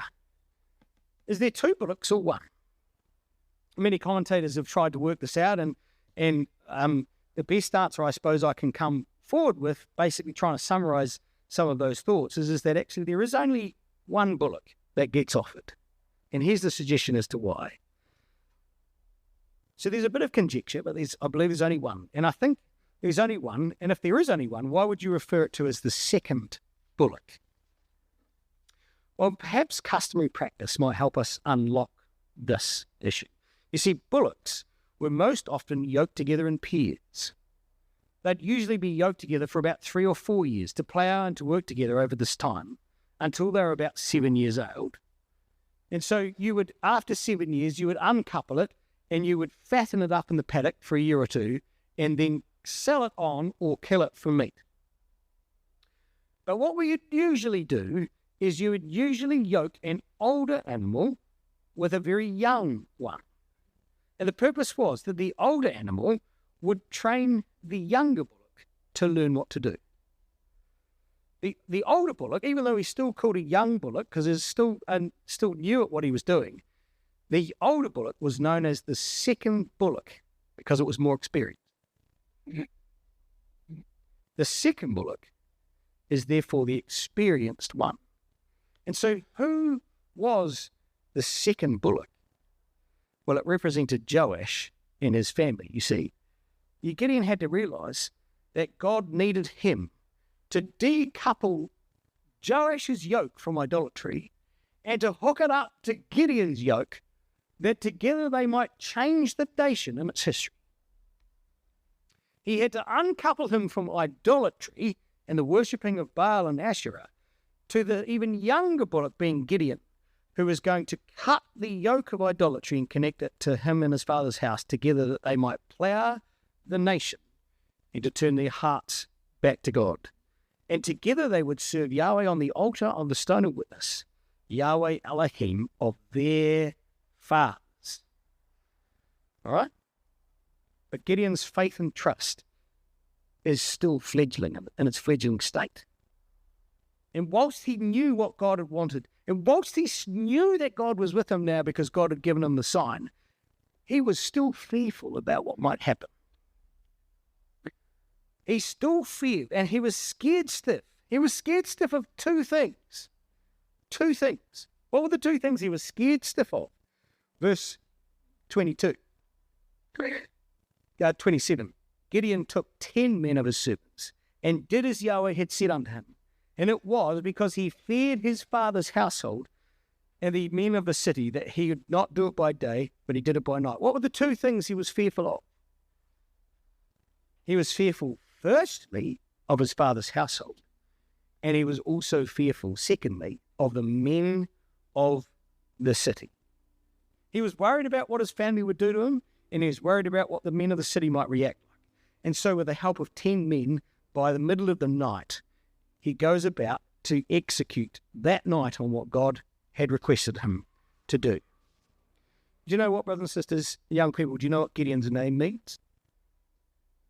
Gideon's name means a hewer down. A hewer down. A fella. F-E-L-L-E-R. He was going to drop things. That is what he was going to be.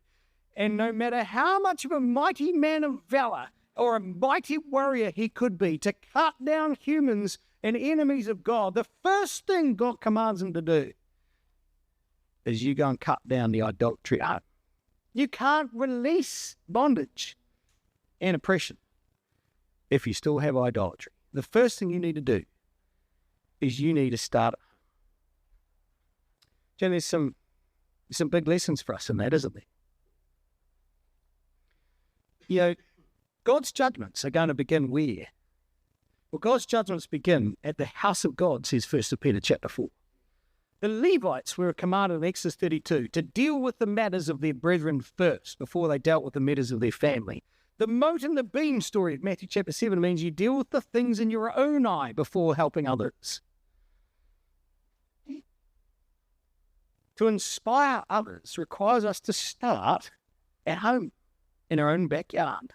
To help others in the truth, we first have to get our own lives and hearts sorted out. We can't help anybody otherwise. But what that does is that our example either inspires people or it corrupts them. There's no other alternative. Our example in our walk only either inspires or turns people away from us. But the first thing we have to do is we have to overcome idolatry in ourselves before we truly could help each other. But what is idolatry? How does this work? And look, with many talks in many different places on what idolatry is and isn't, and they're all relevant. But what is idolatry in today's context? You see, if the heart, we don't have altars and we don't have groves like they had back then, but the heart of ancient biblical idolatry focused on two key areas. And just think about this for a minute. Happy to discuss this later. But there was the worship of prosperity and the worship of pleasure. Those are the two things, in essence, that were the major problems in the society at the time of Israel. And don't tell me that they're not the two issues today. I think if we put it that way, the God of prosperity and the God of pleasure, perhaps we can see things in a little bit more relevancy as to how these two gods are an issue for us. You see, the desire to have more and the desire to have fun are the two issues of today. The pursuit of these things becomes a self-process of self-reliance and self-gratification and selfishness, and they drive us away from God, and we fail to see God's gifts. The pursuit of these things trap us and ensure us that we don't understand that we're actually even trapped in ourselves. And it doesn't matter what age we are. These issues are a problem for every generation. Do you know how we're affected, or we know that we're affected by idolatry today? Ephesians 5, verse 5, don't turn it up, says, idolatry is covetousness. Right? How are we affected by covetousness? Ephesians 5, verse 5. How are we affected by it? Ezekiel 33 says, we listen to the God's word, but we fail to do anything about what we're told. That's how we know we've got a problem with covetousness, is we hear the words, but we don't do them. Ezekiel 33. So just think about last week's Exhort, midweek Bible class. What have you changed as a result of what you've heard? And if the answer to that is nothing, the question you have to ask yourself, and myself, is why not? If we're truly honest with ourselves, it's because other things are more important, or have shouted louder, or have received our attention than the things we're being requested by the scriptures to change. It's quite simple. Our heart hasn't been able to be shaped because it's bricked by something else. So how do we combat that? How do we actually change to be more like God? How do we combat the issues of idolatry? Well, first we have to be like Gideon. We've got to be made aware of the problem and seek to break down and cut down the things that stand in our way, whatever they are. I'm not going to tell you what they are, because they could be anything for you. But focusing on stuff that chases prosperity, money, wealth, more family, are things that can sometimes change us away from God and his view. Things that seek our pursuit for pleasure and entertainment rather than fellowship and friendship in the truth are problems. You know what they are. I need to tell you.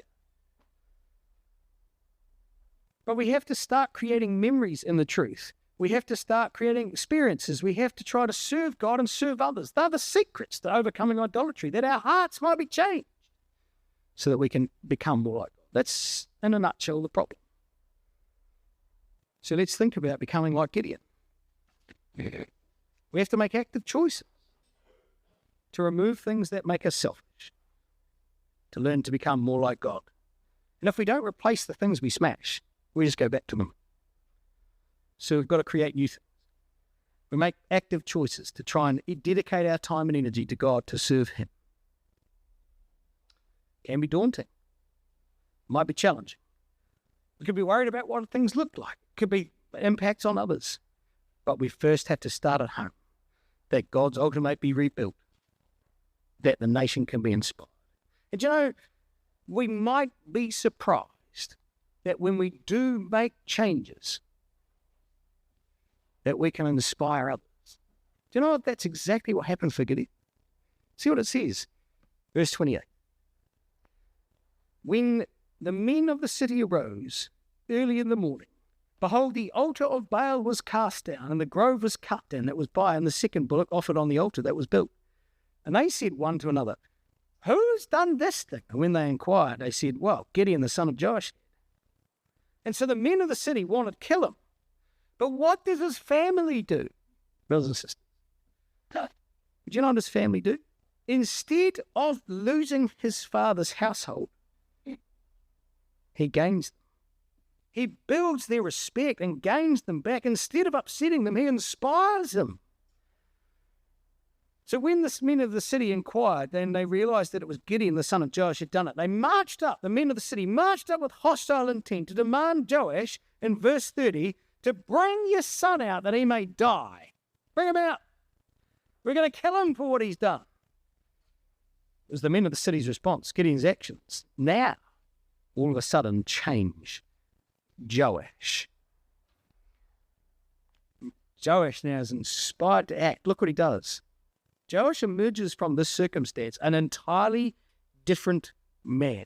Firstly, he's going to stand against the men of the city to choose not to deliver Gideon over.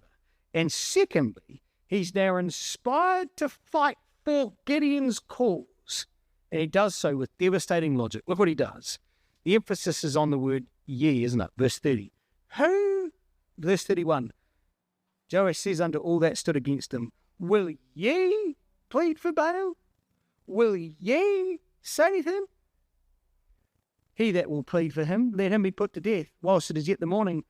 If he be a god, let him plead for himself, because one hath cast down his altar. Who are you, says Joash? Can't Baal fight for himself?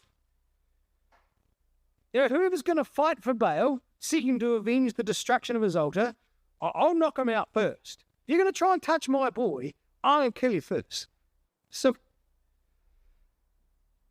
but let's wait until tomorrow, and if we'll give Baal time to avenge the insult he's received, and if he's even a god, then let's see him fight for himself. That's what it really means, isn't it? You're going to try and take Gideon out, I'll kill you myself. But let's just wait till tomorrow, and we'll see what happens. Just to how much of a Baal god he really is. Joash is now standing fully beside his son, yoked in the harness, and he renames him. Notice he doesn't even wait till the next day to rename him. It said, let's wait till tomorrow. He names Gideon that day. Verse 32.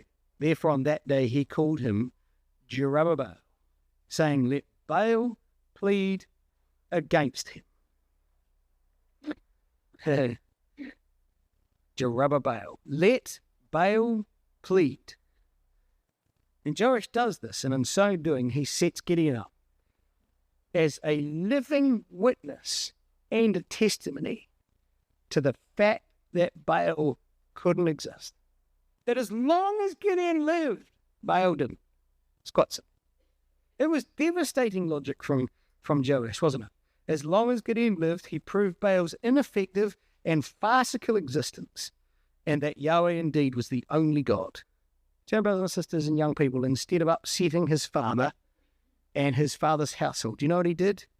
By his example and courageous stand for his God, he inspired a change in them. And when the battle came, they were the first ones to respond. When he blew his trumpet, who were the first ones to respond? It says, verse 34, Abiezer was gathered unto him. His father's family came to him first. And that's the lesson.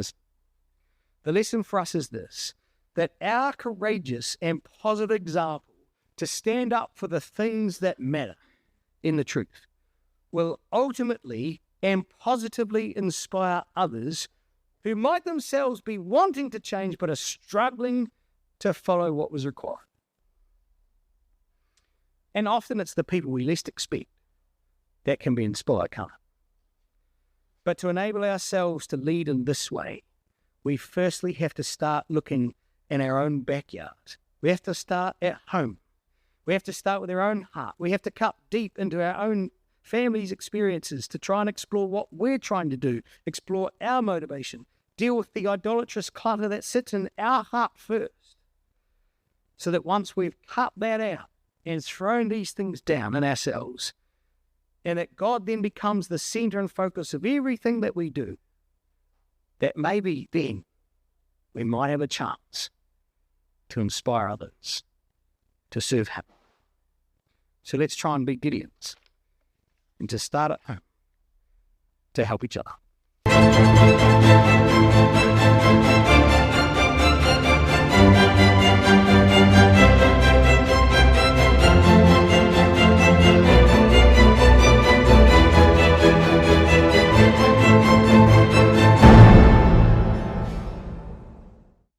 In our studies, we've come now to this critical part in Gideon's development. We've watched Gideon being taken on a historical journey lesson by God to be inspired by those that had gone before so that they might overcome their enemies. And we saw it started with an understanding of Abraham building and choosing God in the land against the Canaanites. It was involved Jacob, who buried his idols at the oak of Shechem, and the covenant and the stone of witness that Joshua had established to sign an ordinance and a covenant with the nation to choose to serve God and to flee idolatry.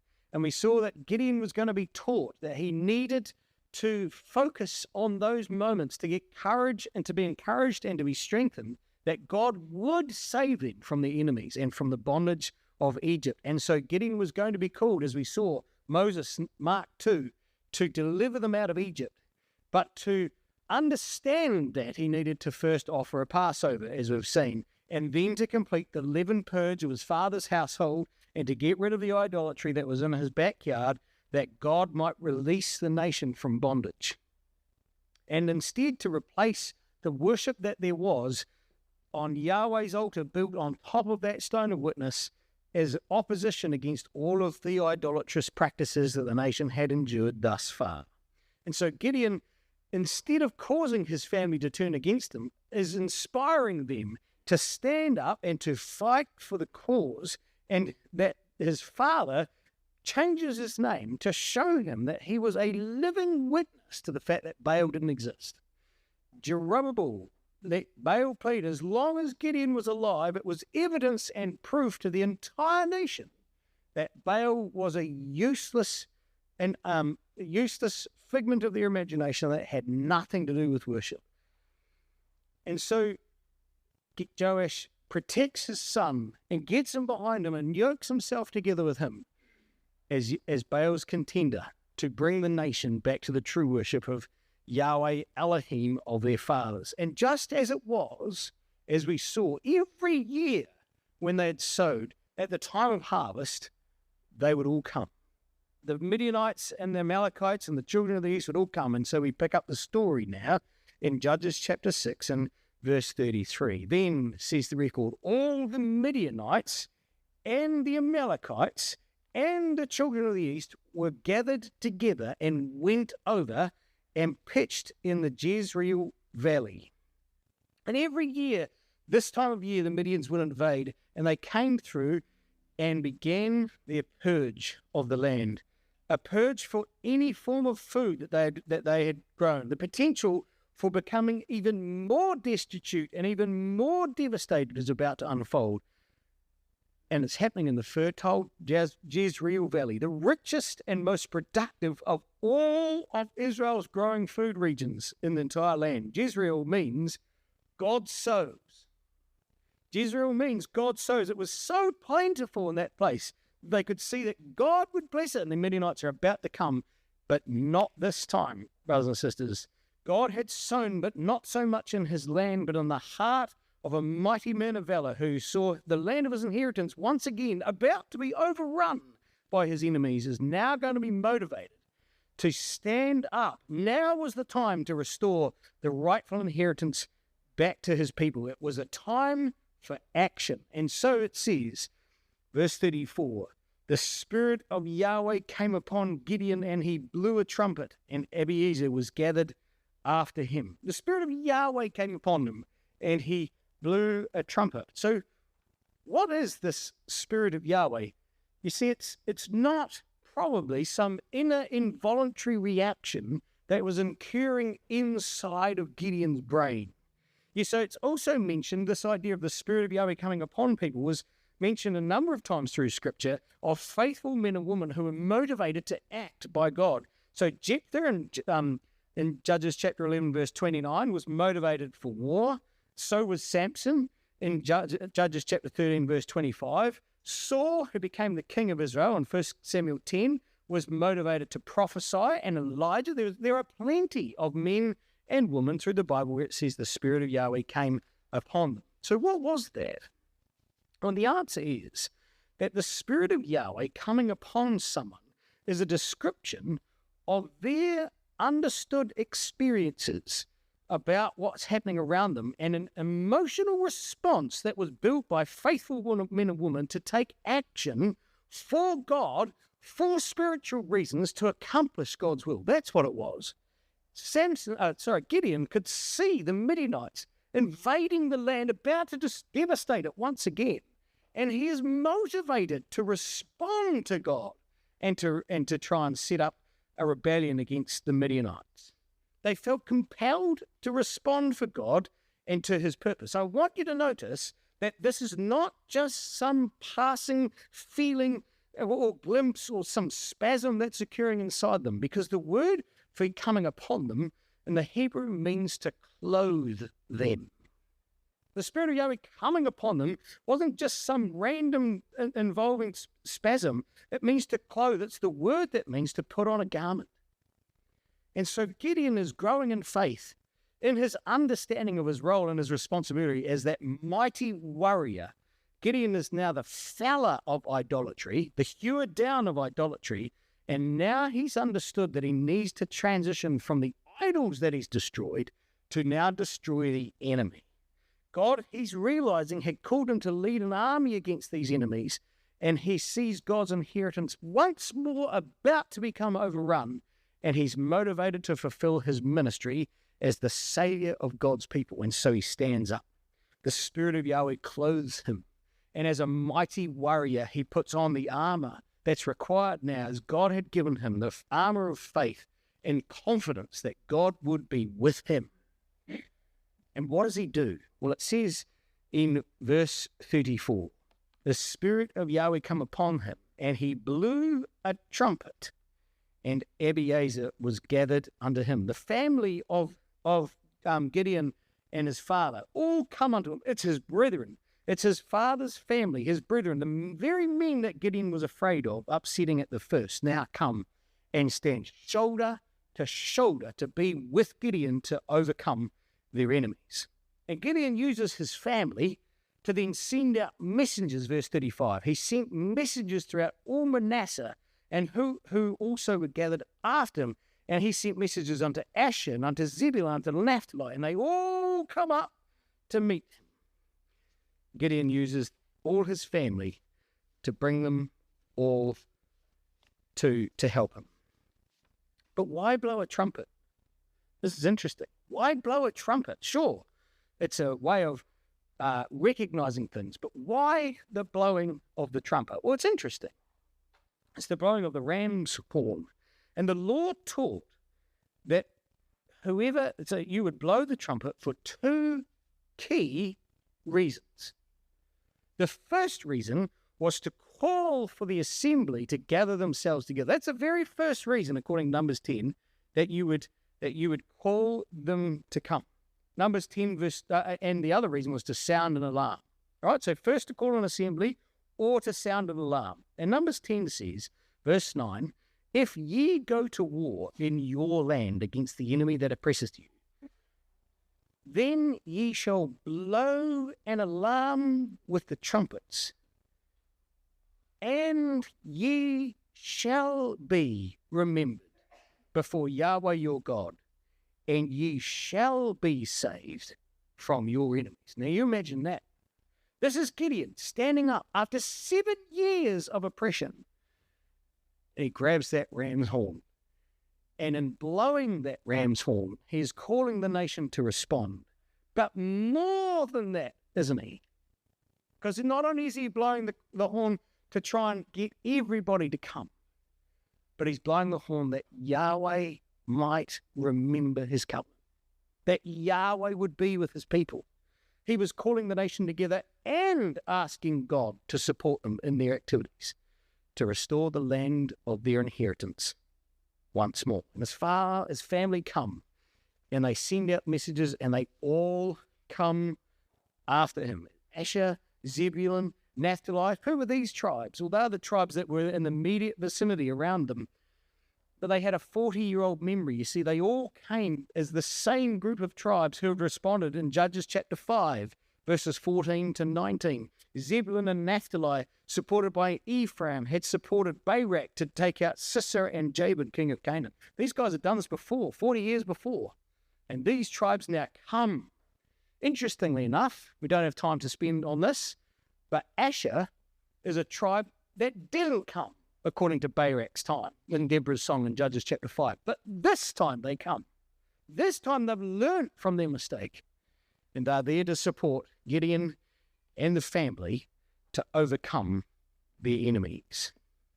And so they all come to meet Gideon and to now listen to what Gideon has to say, as he's now about to lead them in this uprising against their oppressors.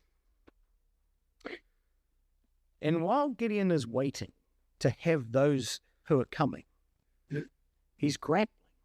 He's grappling with an issue. He's grappling with an issue that he still needs support from God for by way of another sign. What's he grappling with? Well, it says, Gideon says unto God, if that will save Israel by mine hand, as thou hast said, behold, I will put a fleece on the wall. I need a sign, God. And he's grappling. What is he grappling with? Does Gideon seek a further sign from God because he's having doubts? Or is he seeking a further sign because he's having second thoughts on his responsibilities? Well, nothing would indicate that that's the case. So why is he seeking further signs and evidence from God? Well, think about it this way. Gideon prefaces his question for a sign with a key statement, a key question.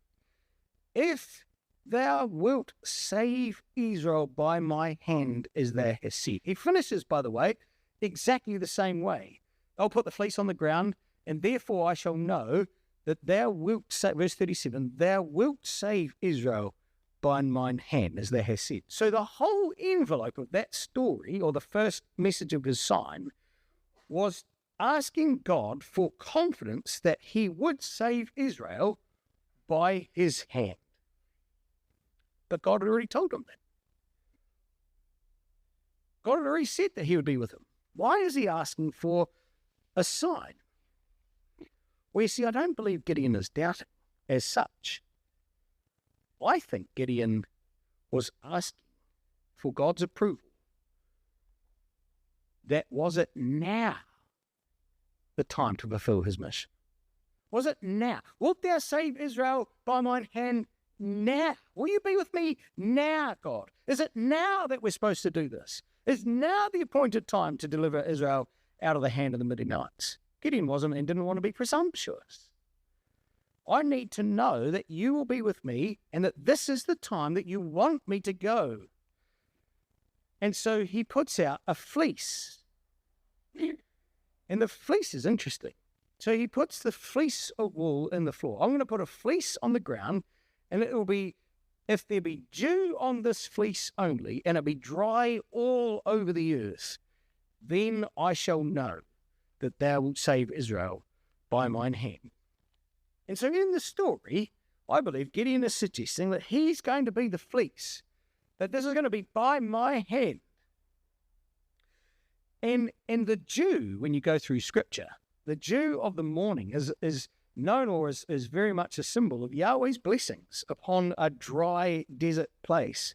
Genesis 27:23 and Deuteronomy 33 all talk about the blessings that God would do ascending like the dew. And the dry land that's around him was what? All the ground around him, all the earth beside him. All the ground, verse 39, is going to represent the rest of the nation. That's the land without God's blessing. So I want to put a fleece on the ground, and I want to know that if now's the time that we take them out, I need that fleece to be full of water, and I need everywhere else to still be dry. And I think the point of the first sign, brothers and sisters and young people, was that Gideon was seeking to ensure that God's blessings would be with him if he went into battle today. Are you going to be with me? Is now the time to move. And look at how emphatically Yahweh answers that request. Verse 38 says, and it was so. For he rose up early on the morrow, and he thrust the fleece together, and wringed the dew out of the fleece, a bowl full of water. You can't miss that, can you, brothers and sisters? A bowl full of water. As he got up in the morning and he wrung that fleece out to see how much God had answered him, he had this bowl overflowing with water. That's how much God would be with him. That's an excessive amount of dew. The point is that God would totally support Gideon. As such, he was filled and overflowing the brim. But Gideon's got more than that as a question. Gideon had just blown a trumpet, and all these men had gathered in to join him in the fight, right?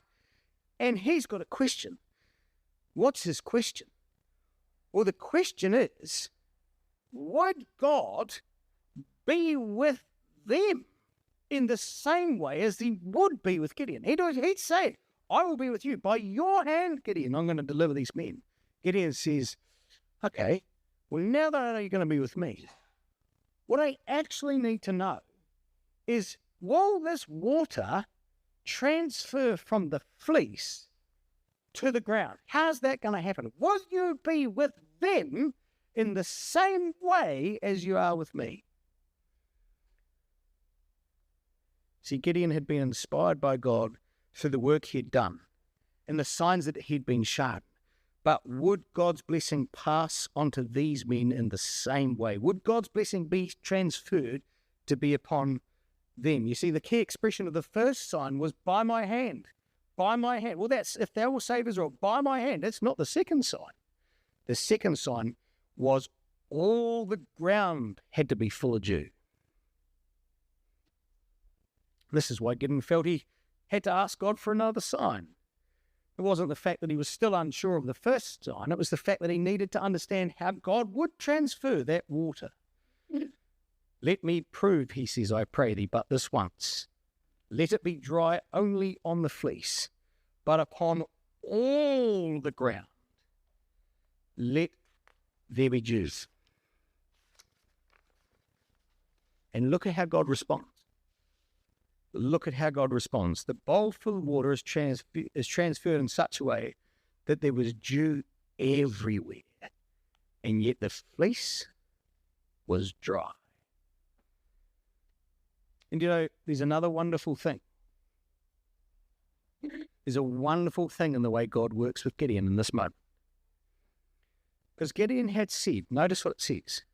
Gideon had said that I want proof that all the men that were with him. Let me prove, I pray thee, but this once. Let me prove. Do you know what the word for proving means? The word to prove means to try by smell. All right? To try by smell. It's the idea of the quivering of the nostrils when you smell something. The sniff test. All right? We all know the sniff test. Don't need to tell you any more about that.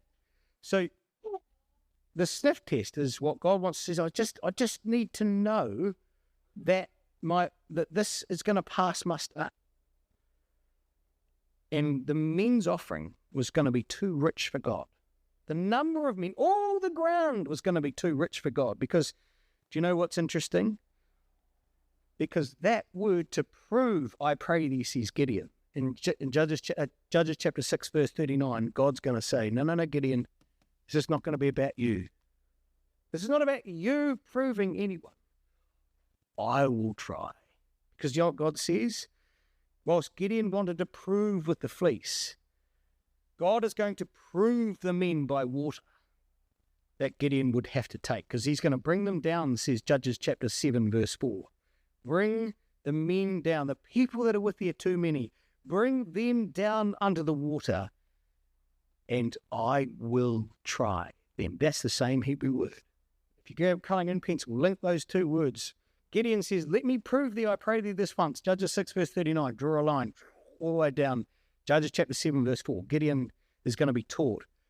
You don't have to worry about how that water's going to transfer. I'll show you.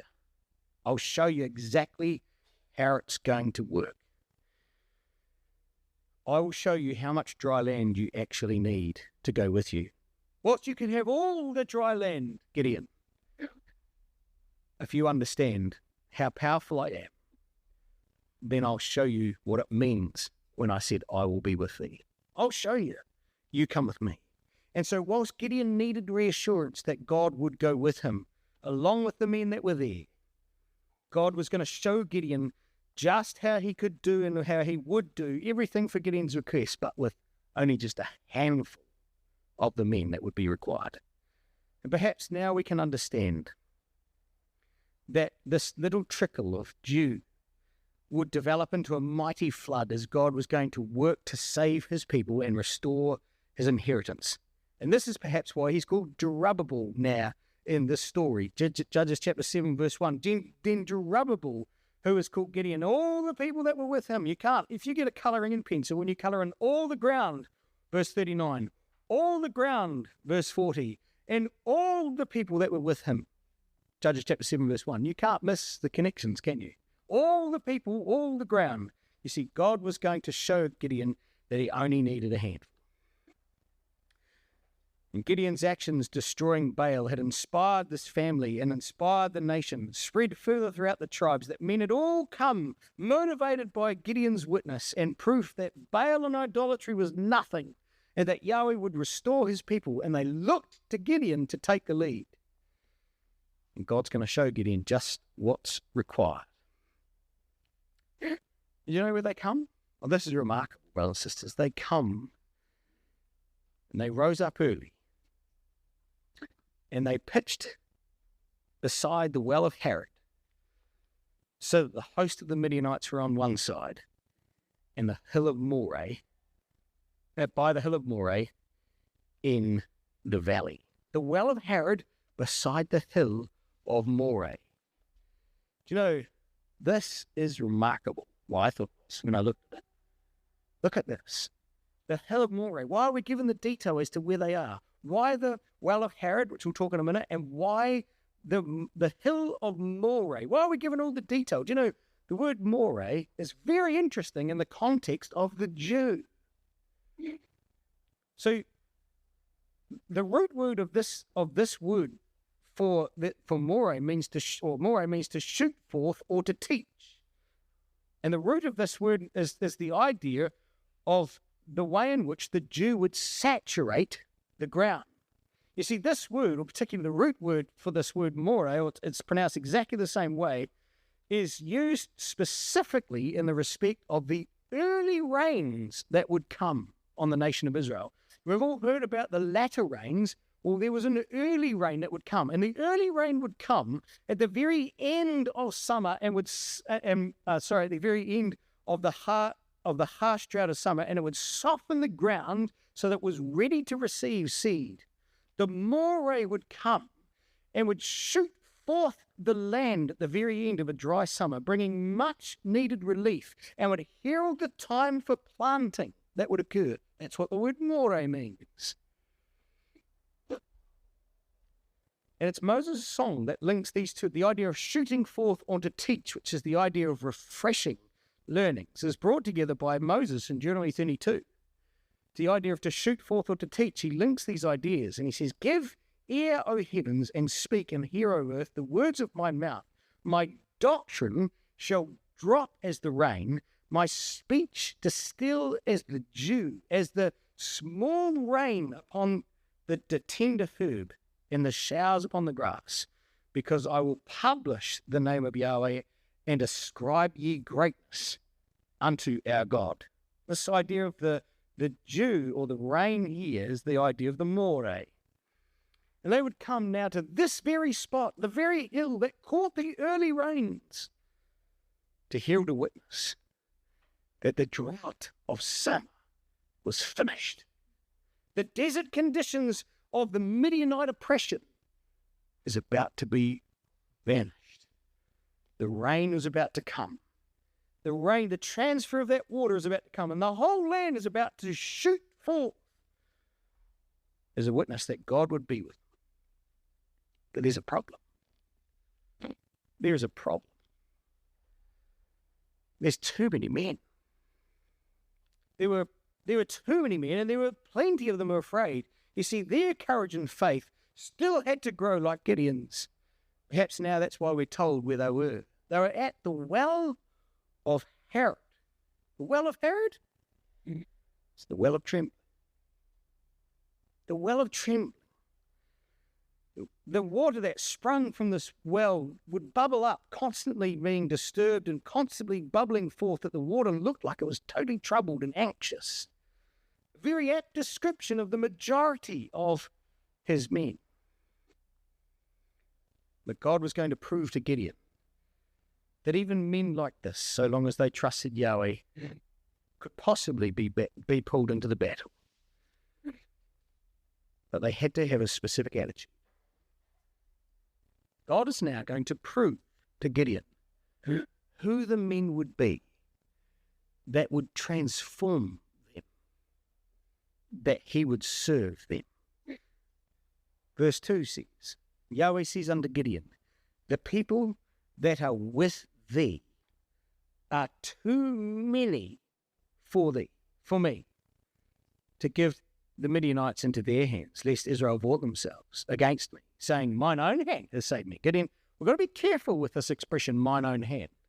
If you link those expressions, if you'll save Israel by mine hand, verse 36, but if you'll save Israel by my hand, verse 37, God says, we've got to be careful with that expression.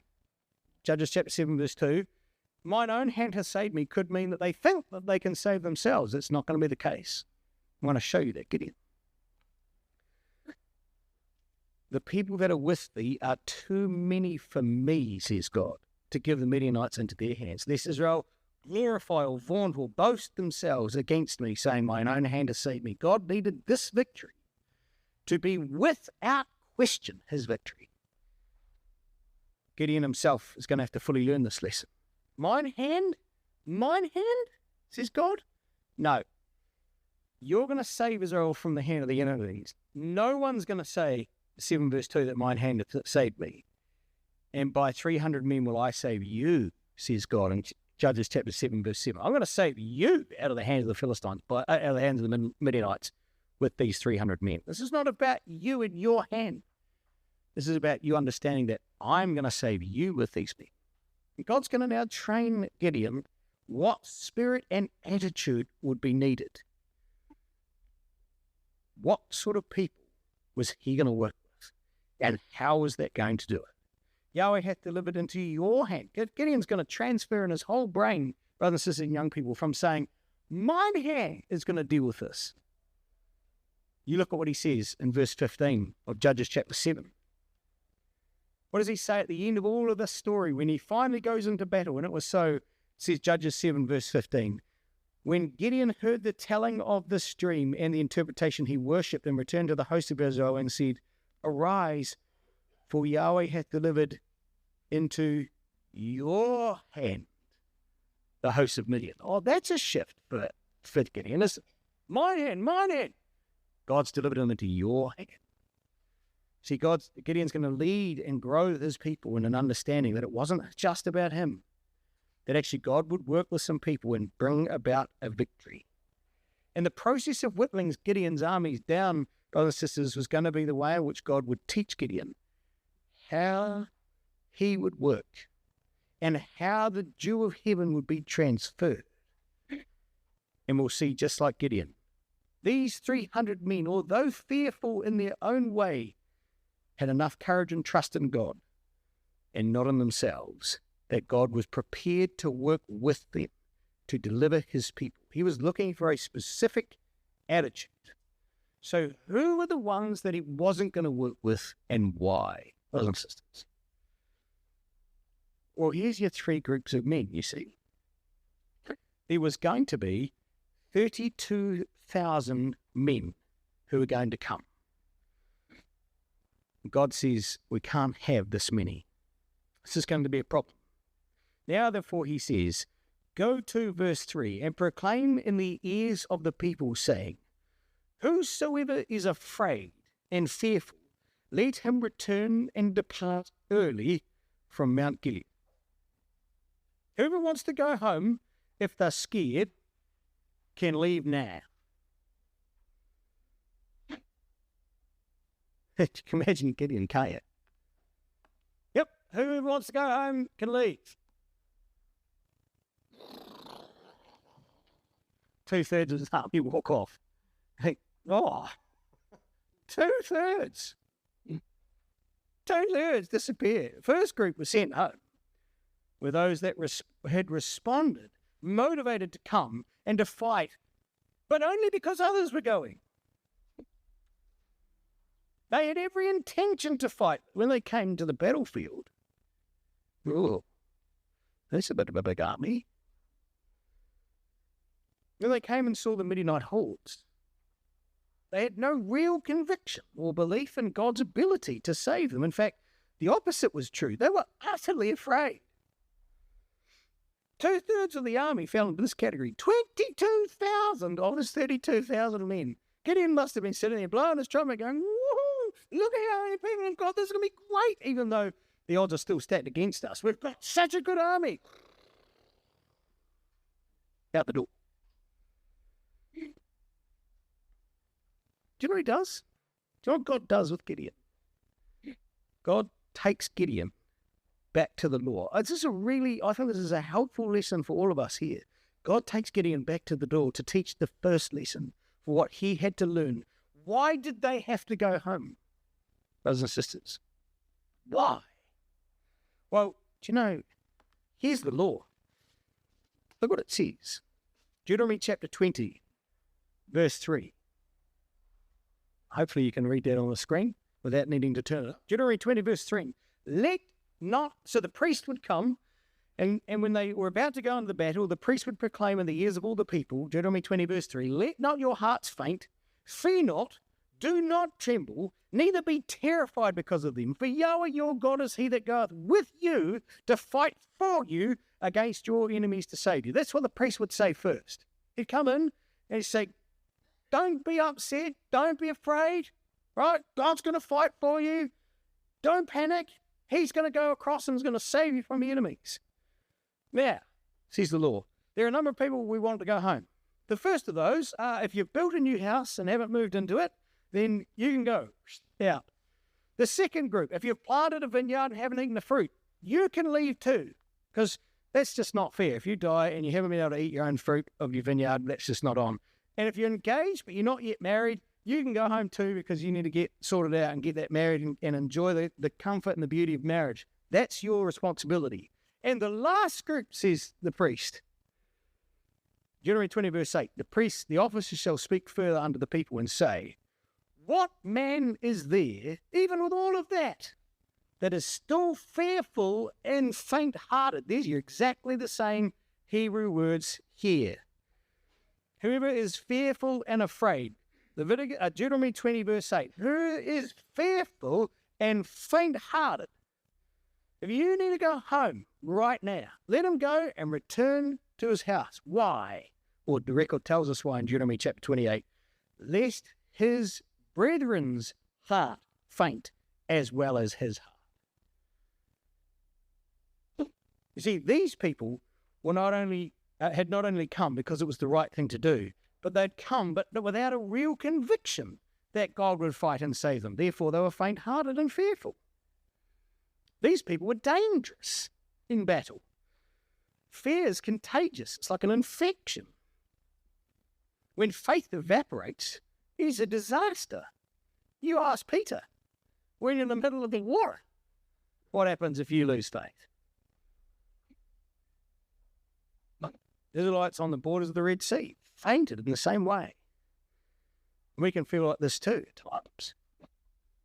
Faint and fearful. 2/3 of the army evaporated and disappeared into the ether of the Jezreel Valley to go home because they were afraid.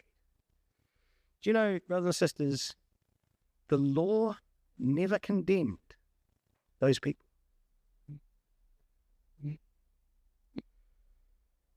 Do you know why?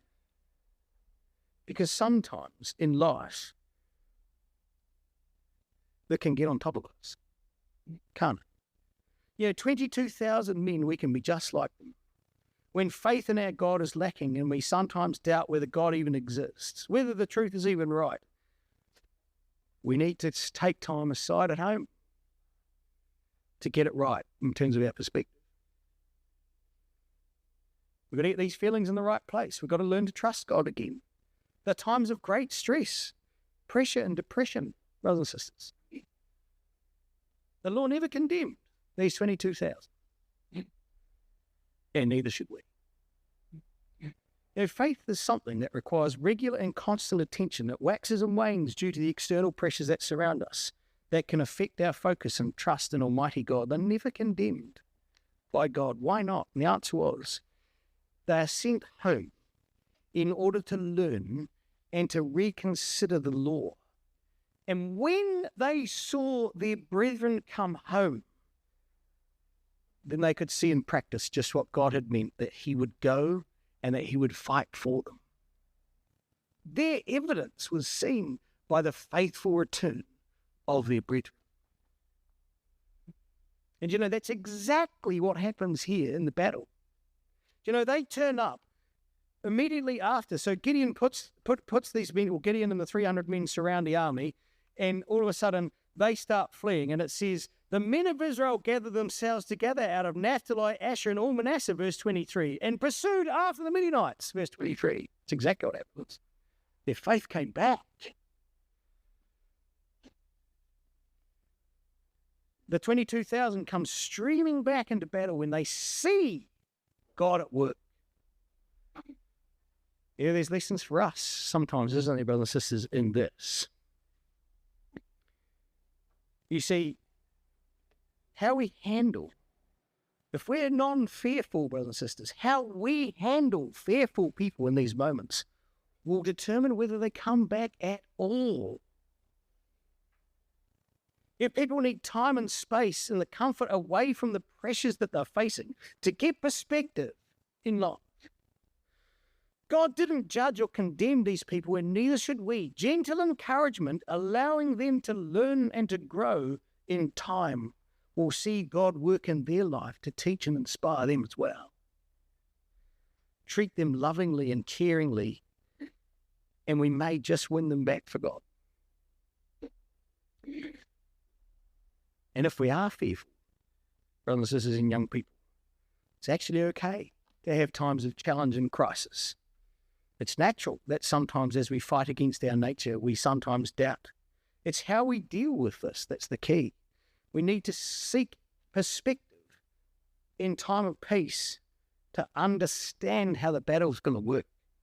Taking time aside and finding peace to allow our souls to stand still will allow us to see the salvation of God It's actually okay to struggle. It's actually perhaps okay to not even fully understand everything. But it's never okay to give up. God wanted us all to learn and to grow together, and he allowed those that were fearful the time away from the battlefield to learn and to gain that courage and faith to come back. And God sent those 22,000 men from the battlefield to teach Gideon that lesson. But there was still too many for God. There was still too many for God. There was another attitude flaw that had to be removed. And it's another learning curve for Gideon. 10,000 men was still too many. He'd already shown that he could save with 10,000 men. That was the story of Barak in Judges chapter 4 and 5. This time, he was going to do it with much less. And so he says, verse 4, Yahweh says unto Gideon, the people are yet too many. Bring them down to the water, and I will try them for thee there. And it shall be that of whom I will say unto thee, this shall go with thee, the same shall go with thee. And whoso I say won't go him, this same shall not go at all. What was the second group? So the second group were a group who was self-assured and overconfident.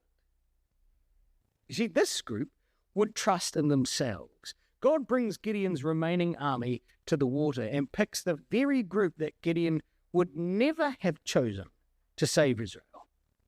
He saves Israel with 300 men. Gideon would have chosen the 9,700 men all day, wouldn't he? God says, nah, no, not for them. That's not who we're going to have. These 300 men that he's going to choose would never have been Gideon's choice. God was going to prove to Gideon how he could make a fleece full of water and the rest of the ground dry, and now he would prove the opposite. He didn't need the dew all over the ground. In fact, a handful of men with a very keen spirit, that would be the ones that he would choose. They were not the natural warriors. They were not the gallant and brave. They were not the self-confident ones, brothers and sisters. Instead, he was going to work with the humble and contrite ones who trembled at God's word. Those are the ones that would put their trust in God and not in themselves. God points out those he'd win the war with by how they were drinking the water.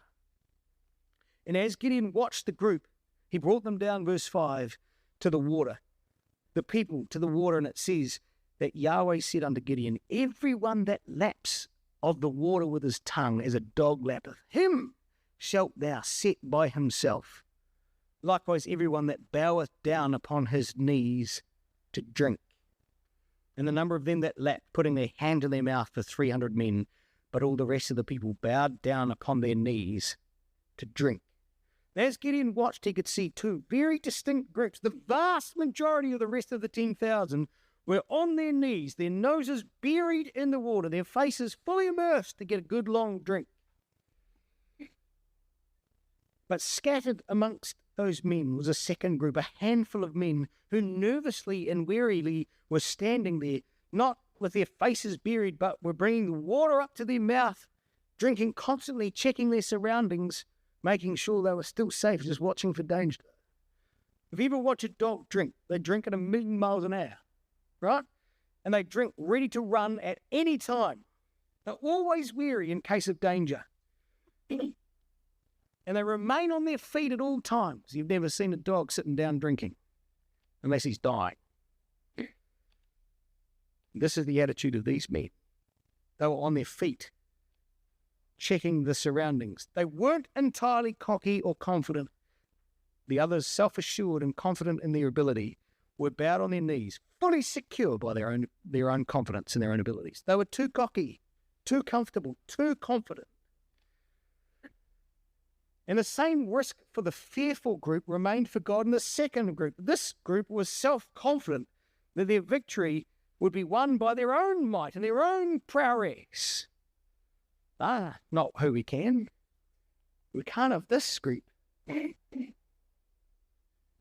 Instead, God chooses the ones that Gideon naturally wouldn't have chosen. Do you know, there's a couple of lessons for us in this. The first lesson is how we choose people to serve for God. I'll go back to the slide, they're slightly out of order. How we choose people for God. You know, I think, brothers and sisters, too often in the ecclesial life, we end up looking for people who are best suited to the jobs because they have a natural talent or a personal strength. But perhaps, brothers and sisters, what we're being taught by God in the story of Gideon here is that actually we need to primarily be considering people, more importantly, by their attitude, not their aptitude. You see, Samuel the prophet learnt when looking at David's brethren that God looks not as man seeth, because he looks on the heart. Do you know, perhaps the lesson is that natural talent is not always the best way to get the best outcomes for God. It sometimes can be incredibly detrimental because it boosts pride and self-importance rather than God's glory. We need to see that God's glory is first developed when we see the attitude that God desperately wants to see first. And we need to perhaps trade efficiency or getting the job done as quickly as possible with actually job effectiveness, getting the job done to get the best outcome for God. It may not look as pretty. It might not go as smoothly. However, we know from the scriptures that those offerings with the right attitude are so much more acceptable to God, aren't they? So perhaps we need to start looking more for attitude first and aptitude second. And the second lesson that comes from this for us is whilst we might not be fearful, we might also be overconfident sometimes. Feeling too cocky in the truth. You know, one of the issues in life when everything's going well and life's not too stressful, we can start to trust too much in our own abilities. And, you know, perhaps that can happen more readily in senior years too. We become less worried about some of the issues that we might have to face. We've got other issues to deal with, but definitely not some of the challenges that young families might face. And many kings of Israel and Judah experienced significant issues because of their attitude of self-reliance at the end of their life, more than the beginning. Many faithful fell prey to the issue of self-confidence. Solomon, Hezekiah, Josiah, Asa. You think of all of the faithful kings of Judah. Tell me which ones didn't have a struggle at the end. You know, the warning from the Gideon himself in the story falls prey to his own self-confidence in the mistakes that he makes with the ephod. There's lessons for us in this, isn't there? The warning is clear. Wherefore, says Paul in Corinthians, whoever thinketh he standeth, take heed lest he fall. We've always got to remember that God looks unto him that is of a poor and contrite spirit, that trembles at God's word, is fearful about God's word. And God singles out these two men, the fearful and afraid, and the overly self-confident and self-assured, and says, both of you are not going to be who I'm going to work with in this battle. Because both of you fail to put implicit trust in Yahweh, in his ability to fight. So how do we develop the spirit of the 300 men? How do we balance these things, brothers and sisters? We see we need to respond in the same way as these do. You see, these men came because they heard their brethren's call for help. Judges chapter 6, verse 34. They're not completely, utterly dismayed. Judges chapter 7, verse 3. but they certainly don't trust in themselves. Judges 7 verse 5. That's how we've got to balance these things, don't we, brothers and sisters? We trust in Yahweh's mighty hand to save and are willing to serve our brethren and willing to risk our lives for that.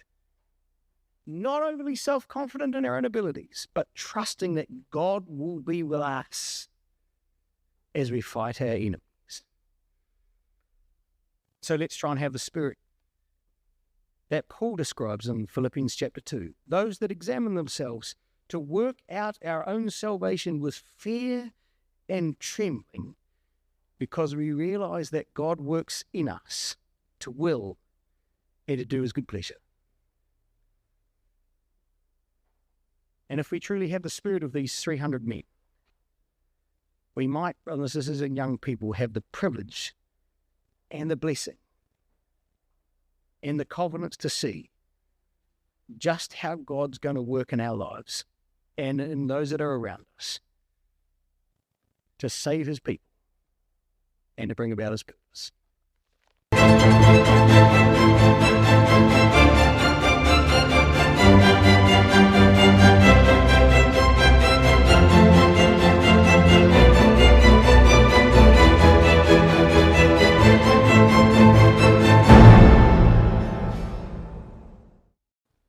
Well, over the course of our studies, we've been watching as God works with Gideon, haven't we? As he works to develop his trust and his faith in his God. And we saw that he did that by taking Gideon through a process to show him the state of the nation and the issues with idolatry that was binding them in bondage to the Midianites. And we watched as God took him on that journey, remember, through history to show him what would be required to release the nation and to turn their hearts back to God. And that what was required to start to trust in Almighty God required an eradication of idolatry. And so he had to start first with his father's house, cleaning out the back bedroom, as it were, of the idols that they had served, and to replace it with a house of worship, a place of prayer and worship to Almighty God with an altar built on top of the rock. And he cast out the idols and he rebuilt the Abraham altar to serve Yahweh. And that inspired his own family, didn't it? And the next thing he does is he watches the nation about to be overrun again by the Midianites. He's motivated to inspire the nation to join him and to call out a people to his side, to spread the message to the tribes, to bring them back and to start to overthrow their enemies, that God would be with them. But we watched yesterday, didn't we, that God taught Gideon that the key principles in Yahweh's host were going to be determined by their attitude, not their aptitude. And that they had to learn that, well, Gideon had to learn that to trust in God required them to not trust in themselves or by their own strength. And we echo the phrase of Paul in 1 Corinthians chapter 1, verse 26, when he says, "Not many mighty, not many noble are called, but God hath chosen the foolish things of this world to confound the wise, and the weak things of the world to confound the things that are mighty, that no flesh should glory in his presence." 1 Corinthians 1, verses 26-28. Now, know whether you think about it like this, brothers and sisters, but perhaps when we start to think how Christ would read this story, we may be able to see how he starts to gain strength from Gideon's growth, and how we can be strengthened too by Gideon's example as he begins to gain courage and strength in his Almighty God and starts to believe that this could be possible, that this destruction could be done. And this morning, by way of exhortation, we want to see how the last phases or elements of his faith gets developed, and see how that piece of encouragement is going to encourage the Lord in his greatest time of strength, his greatest time of need, where he is strengthened by God to overcome sin.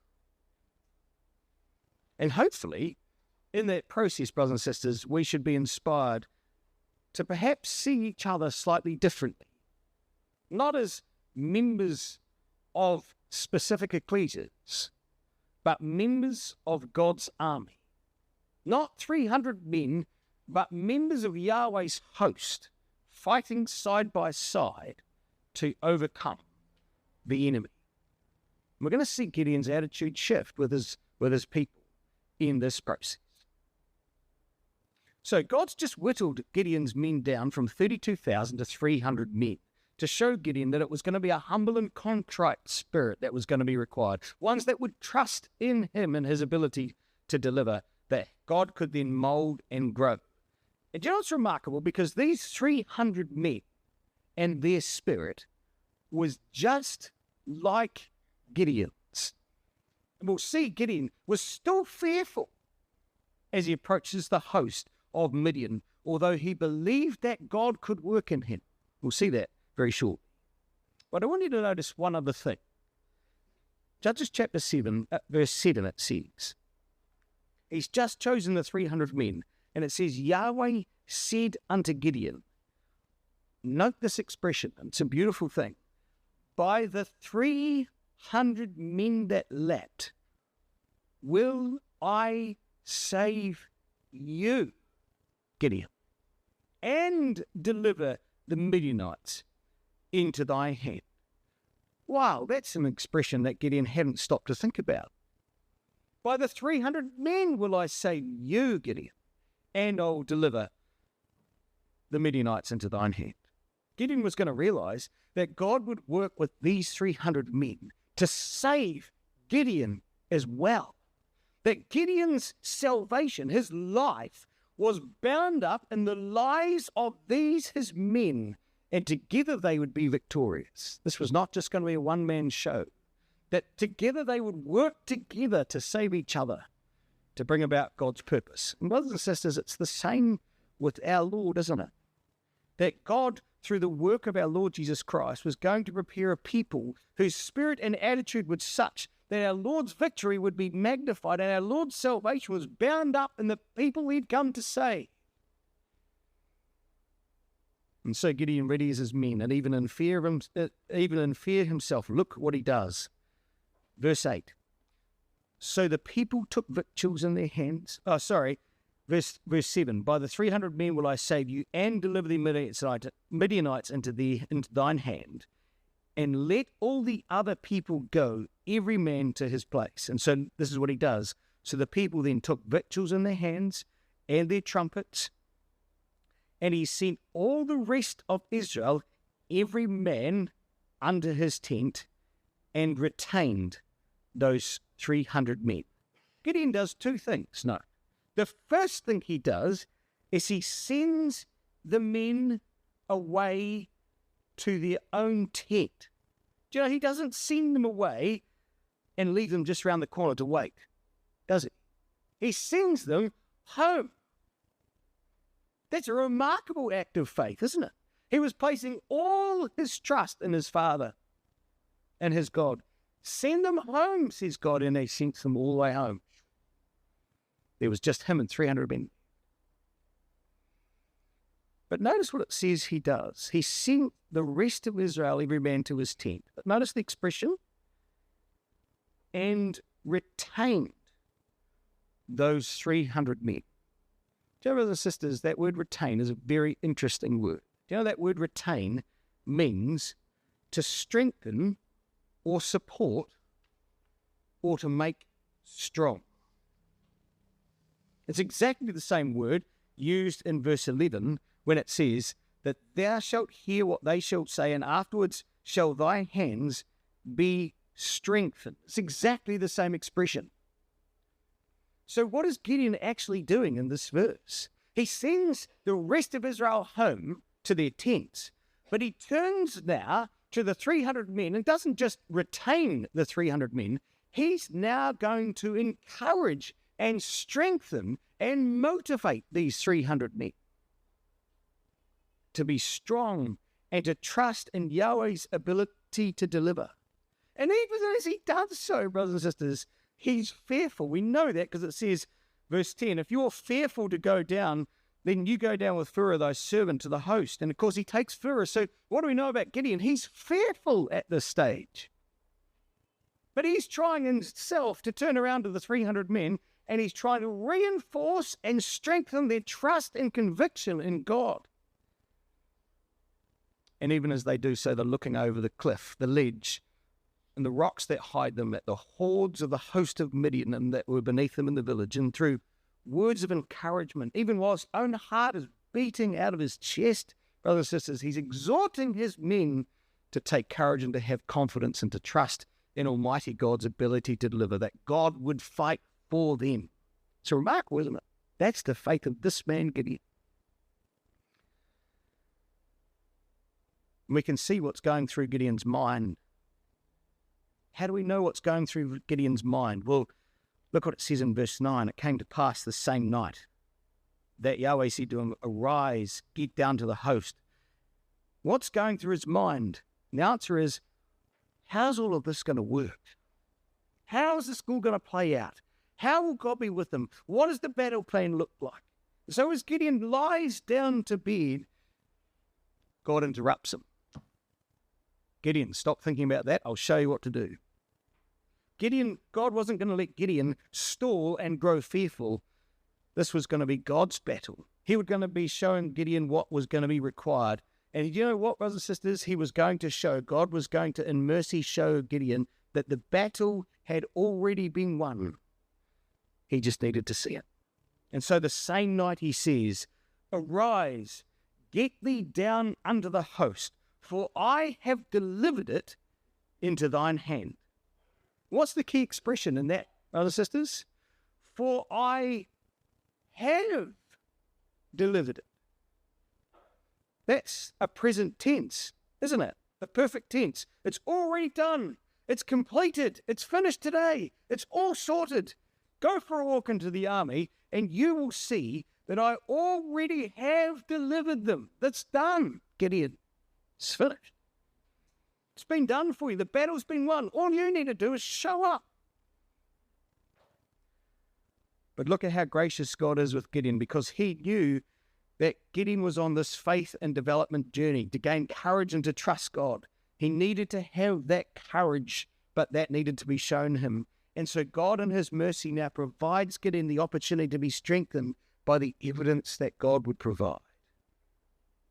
Because God knew that Gideon was still scared. He was still scared. But if thou fear, says verse 10, to go down, go thou with Phurah thy servant down to the host. You know, the word fear here is exactly the same expression, verse 3. Whoever is fearful and afraid, let him return and depart. And whilst it's the same word, fearful, in verse 3, it's a different form of fear for Gideon, because not only did he believe that God would deliver him, he was still worried about how it would work. He was not so fearful that he didn't believe that God could do it. This Gideon's faith was such that he believed, but he just didn't know how, and he was fearful for that. Although he trusted that God would work, it didn't make him fearless, brothers. You know, in that expression is a remarkable form of strength for us, isn't it? Just because we can trust in God, it doesn't stop us being fearless. It doesn't stop us being fearful. We are still often fearful, even though we trust. And the same thing was true, wasn't it, brothers and sisters, for our Lord in the Garden of Gethsemane, who in his greatest hour of need, in the heat of the battle in his mind, he kneeled in prayer to his Father, praying to find an alternative way. If it could be according to his will, could there be something else to happen? And of course, we know from Luke's record that the angel was sent to strengthen him. Just because we trust in God, it doesn't make us fearless. You know, there's some powerful lessons, I think, for us in that we learn from both Gideon and our Lord, that acknowledging when we need support isn't actually failure. Do you know, in life there are times where we have to put up our hand and ask for help. And there is no shame, or should be no shame, when that occurs. Why is that? We see Paul tells us on numerous different occasions. Just think of these passages and you know them well. God's strength is made perfect in weakness. Unless we have moments of weakness, we can't see God at work.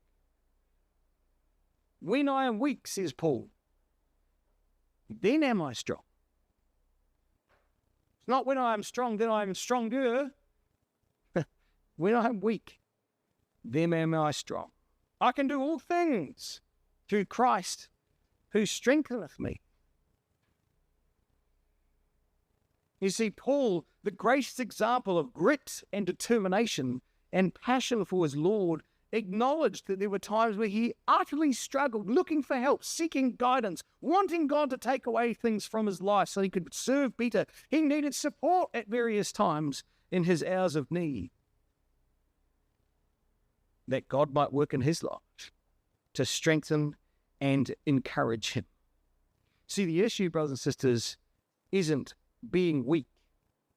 The issue isn't having moments of doubt, is it, brothers and sisters? It's if we wallow in those times and become helpless. You see, a mindset that is courageous doesn't forget its weakness. It just focuses on what it needs to be strong. And that's what God was working with Gideon to do, to develop a mindset of courage, one that didn't forget its weakness but focused on how to be strong. So let's encourage each other and to have a courageous mindset, to seek to support each other in times of need, to maintain our faith and grow in grace, that God might work in us to will and to do his good pleasure. And so, brothers and sisters, the exaltation on the other side of that coin is such that helping to support others when we see them in their time of need. You see, God in his wisdom has given us all Führers, hasn't he? Servants to help us, to encourage us in our walk in the truth. See, God in his wisdom has made us work in ecclesias to be supported and to strengthen one another to the kingdom. God has commanded each and every one of us to support the weak and to be patient with all men. James chapter 5 says, confess your faults one to another, that ye may be healed. See, the point of walking and working together, brothers and sisters, is not to belittle, but to strengthen and encourage whilst we wait for our Lord's return. You see, there is no condemnation by God. In fact, God instead offers us additional support to Gideon to gain encouragement and strength when he starts to struggle. He was trying to motivate others, and yet he himself was struggling. So let's take the spirit of our Lord in Philippians chapter 2 to esteem his brother better than himself, and for every man to look on the needs of others. For this was the spirit and mindset of our Lord. And so God sends Gideon down to the host, allowing him in mercy to take Führer with him, his servant, to support him, that God might encourage them both to strengthen their fellow men in the battle. You know, brothers and sisters, this is remarkable for me anyhow when we're working through this. They're going to overhear something that is going to convince Gideon that anything was possible with God. What Gideon's now going to be shown by God is going to transform the entire mindset that Gideon has. And what he's going to overhear is going to convince Gideon that God had indeed already delivered the Midianites into this hand. But it's going to change his mindset about the men standing with him. If you've got colouring in pencils, I encourage you to have a look at this contrast that gets painted for us in the record. You see, all the way through chapter 7, the men that Gideon have are referred to as what? The men that Gideon have are referred to as the people. The people that are with him. It's there from verses 1, in each verse, it's there from verse 1 to verse 8. Verses 1, 2, 3, 4, 5, 6, 7, and 8, so even I can count. But it's there in every single verse. It's called the people, the people, the people, the people, the people. The people that were with him. They gathered themselves together. And what the point of the record is that they were just normal, humble farmers. They were just people. These weren't soldiers. They weren't military men. They weren't warriors. They were just people. In fact, if you read the record carefully, there is no mention at all of any weapons in their hands. None whatsoever. They had food, they had trumpets, and they had torches. That's it. They were just ordinary people. And you know what's remarkable? If you grab another, you could use the same colour and underline these expressions because it's the same thing. It's just a narrowed up version. The people that God chose, of these people, they are purely referred to as 300 men. 300 men. You get your colouring in pencil and you underline verse 6, verse 7, and verse 8. They're just called 300 men. 300 men. 300 men. That was what Gideon had.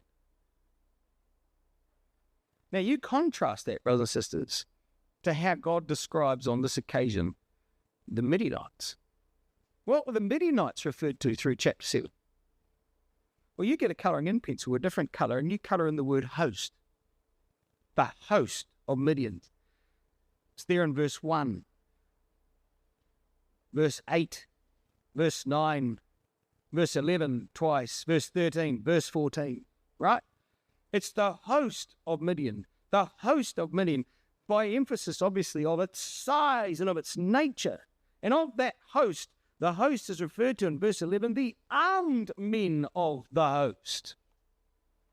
So what we have in contrast in the record is these two things. One was, who did Gideon have? Well, he had the people. And of the people, he only had 300 men. In contrast, you've got this innumerable host of military might on the other side. And the record reinforces for us that story in verse 12, right?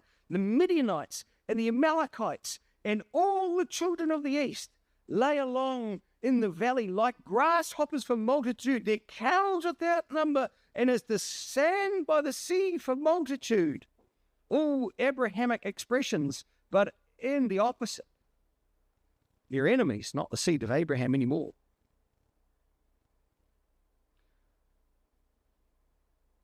But there's one word that's now going to jump off the page like I'd never seen it before. Because after this dream, brothers and sisters, that Gideon's going to hear, look at what Gideon comes back to in verse 15.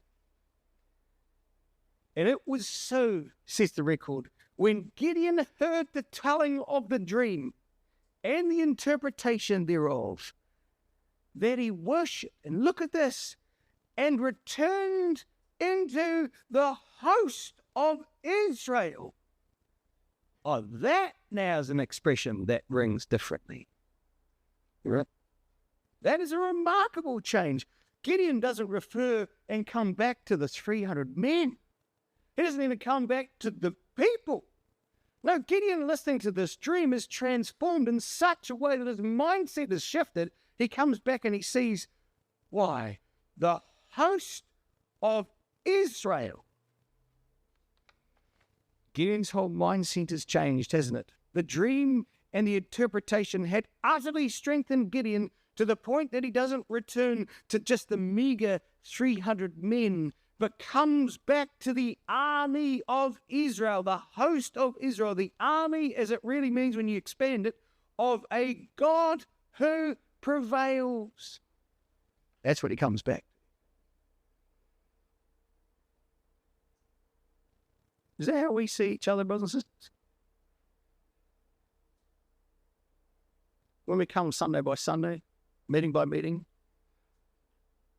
do we come back to the members of our ecclesia? Or do we sit down next to our fellow soldiers of Yahweh's host? Is that who we sit next to? What's our mindset of our brothers and sisters? You see, we have to come Sunday by Sunday, brothers and sisters, to the emblem of God's love, and to see each other not just as people, but as members for whom Christ died, that shoulder to shoulder we might stand as fellow soldiers in our battle to declare God's glory to the world. You see, Gideon comes back from this story and from this dream an utterly changed man, utterly convinced by what he hears, that his host would now defeat and wipe out whatever meager camels there might be, because God was with him, because nothing was impossible. So what does he hear, brothers and sisters? What's so transformative in his mind? Well, verse 13 tells us that when Gideon was come, behold, there was a man that told a dream unto his fellow and said, behold, I dreamed a dream, and lo, a cake of barley bread tumbled into the host of Midian. It came unto a tent and smote it that it fell and overturned it, and the tent lay alongside, lay along. And his fellow answered and said, this is nothing else save the sword of Gideon and the sword of Joash, a man of Israel, for into his hand hath God delivered Midian and all the host. What did he hear? Well, he heard the story of a cake of barley bread. Why are we given the detail on barley bread, brothers and sisters? Well, do you know there's three key characteristics of barley which are quite interesting in the context of this. First of Kings, we don't have time to turn these up, but First of Kings in chapter 4, verse 28 tells us that barley wasn't fit for human consumption. Barley bread was primarily used as food for horses. First of Kings, chapter 4, verse 28. And what we know about the price of barley, according to 2 of Kings, chapter 7, verse 16, was that it was half the price of wheat. So it was never as valuable as wheat. In fact, it wasn't even made for food. It was actually fed to horses. 2 Kings 7, verses 1 and 16 tells us the price of wheat was half the price. No, the price of barley was half the price of wheat. And what we know, though, brothers and sisters, is that Ezekiel chapter 4, verse 12 says that if there was such a famine in the land that the staff of bread broke, that men would turn to the food that they would normally give to horses to eat. Ezekiel chapter 4, verse 12, when human food failed, they would turn to barley. It was the bread of famine and the bread of a siege. That's when you would eat this not very nice kind of loaves. And the point, brothers and sisters, of this barley bread was that someone had been at work collecting, harvesting, milling and baking this poor man's food in a time of famine into a cake.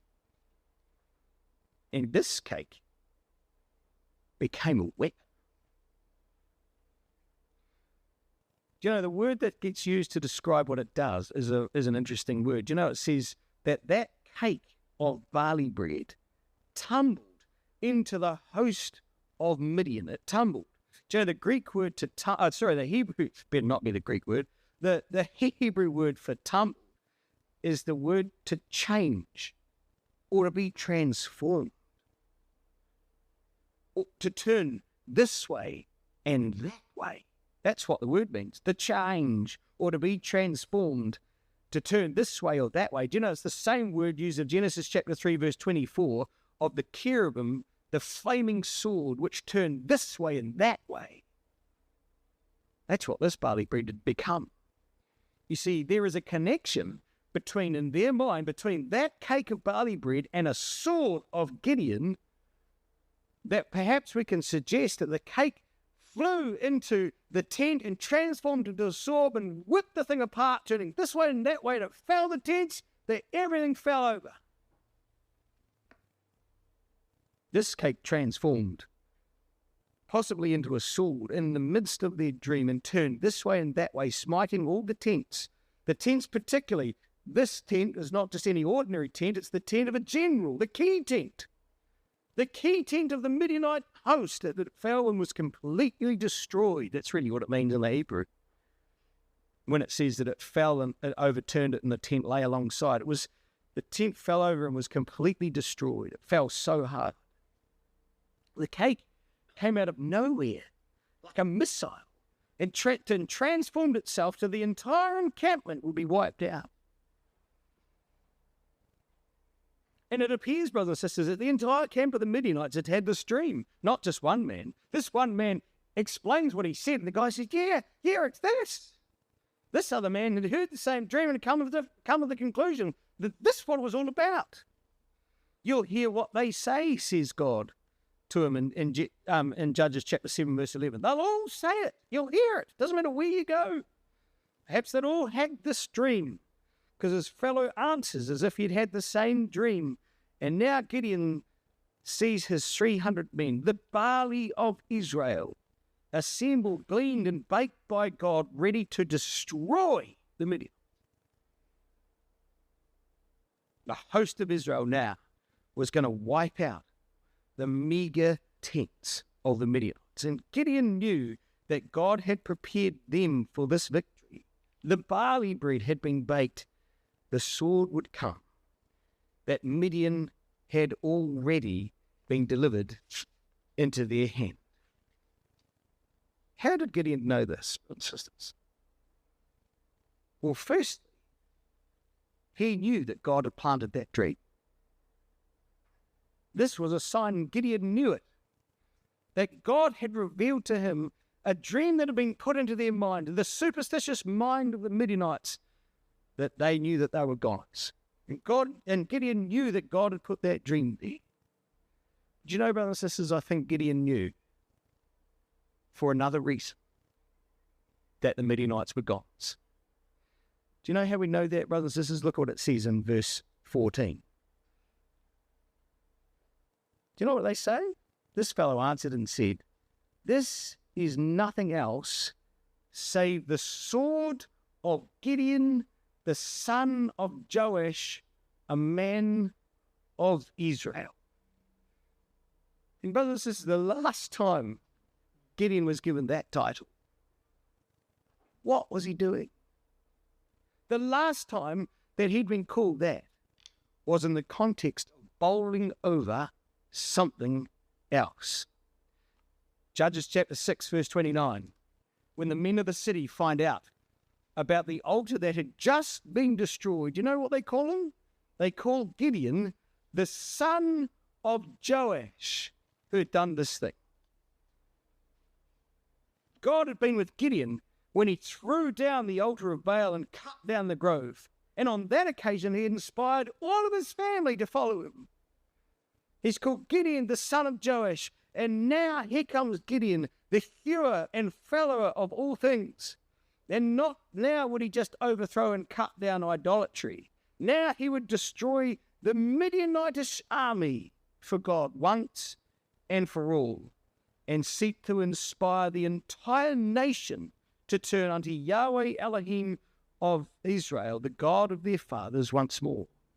And when he hears his title, Gideon, the son of Joash, his mind is taken back to the story of the men of the city who came to see an altar and a grove utterly overturned and destroyed. Gideon says, they're gone. They're gone, and I know God's going to be with me. And what's Gideon's first response, brothers and sisters? Well, on the very edge of the camp of his enemies, he falls to his knees, as it were, and it says that it was so when Gideon heard the telling of the dream and the interpretation thereof. that he worshipped and returned into the host of Israel. On the very edge of the camp, it says, he prostrates himself to pay homage to his God, to thank him for what he'd just shown. Gideon now could see it all so clearly. His courage had been strengthened by God. He could now see it, and sinking on his knees in appreciation to his heavenly Father, he thanks him for the marvelous blessing of knowing the one who prevails. And so he comes sprinting back into the armies of the God who prevails, and he shows them that, look what he says, arise, he says, for Yahweh hath delivered into your hand the host of Midian. You see, whilst Gideon himself had been trying to strengthen and encourage and support his 300 men, now he comes back to them with a different conviction, an attitude that shifted, and a brain that said, I know that God's done it. It's gone, it's done already. It's past tense. Yahweh hath already delivered them into your hand. And up until this point in time, God had promised Midian would be delivered into Gideon's hand, into thine hand, into thine hand. And Gideon had been saying, oh, you'll give it into mine hand, mine hand. And now he turns to the host of his 300 men with him, the host of the God who prevails, and says, do you know what? I know God's delivered the whole host, all into your hands because you're with me. God's going to work with you in the same way that he's working with me. You see, Gideon now sees that the cake represented them all together. The 300 men together with Gideon would save him and his people. He realized that the dew now had been transferred. The ground was now saturated with God's blessing, that God now would work through them all to restore his people and to restore his inheritance. And so Gideon, following in, as it were, Abraham's greatest footsteps in Genesis chapter 14, now leads an army to destroy the enemy, pursuing them so that they might never return, seeking to recover the inheritance of their brethren at night. And it's remarkable because whilst Abraham had 316 servants, Gideon only has 300. In providing every man a trumpet and a torch, he divides his company into three, instructing them to follow his lead. And the purpose? To make Midian feel that they were fully surrounded. And so it says, verse 16, he divided the 300 men into three companies and put a trumpet in every man's hand, and with empty pitchers and lamps within their pitchers. A trumpet he put in their hand. Do you know why they used the trumpet? We don't have time to do the detail on this, but take a note of Leviticus chapter 26, verses 32 to 35. The blowing of the trumpet was the blowing to proclaim the year of Jubilee. The blowing of the trumpet was blown immediately after the Day of Atonement, when the nation professed their sins before their Father. And then the year of Jubilee would be proclaimed. Gideon wants every man on this occasion to acknowledge their sin and to understand the enemy was here because of them. This was their problem. But that Yahweh had proclaimed liberty, that he would hear their cry, and that he would save. Leviticus 26, 32 to 35. And the lamps revealed from broken pitchers. In type and in essence, brothers and sisters, Gideon wants to teach them that they were earthen vessels. They were the water pots, the pitchers. And that in order for them now to show that Yahweh's glory might be glorified, they had to break their pitchers asunder, that the light of God's glory might be manifest. In acknowledgement of their sin, the earthen vessels were broken. And it was only after they were broken that light could truly shine. And of course, all of this they did following their leader's example. He says, look on me, says verse 17. He said unto them, look on me and do likewise. And behold, when I come to the outside of the camp, it shall be that as I do, so shall ye do. When I blow the trumpet, and I and all that are with me, then blow ye the trumpets also on every side of the camp, and say, the sword of Yahweh and of Gideon. And of course, they follow their leader's example as God works miraculously, as every man's sword now turned against his fellow. They fell one by one. Do you know what's remarkable, brothers and sisters? They didn't lift a finger. In one hand, they held a pitcher and a lamp. There was no room for swords. And God delivers them without them having to touch in the battle anyway. And so we now come, brothers and sisters, to think now what Christ would have thought of this story. To think how he would have gained courage and strength from this remarkable story. We turn our minds now as we prepare for the emblems to remember his sacrifice.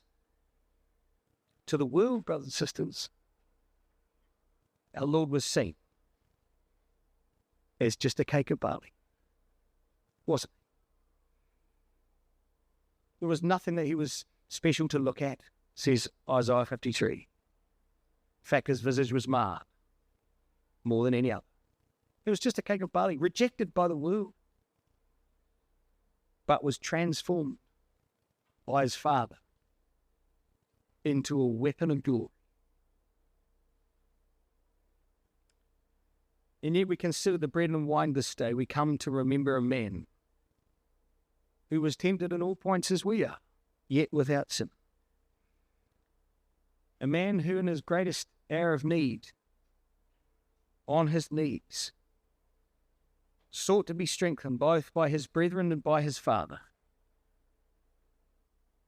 who saw his disciples and the ones who he came to save as the host of God who prevails.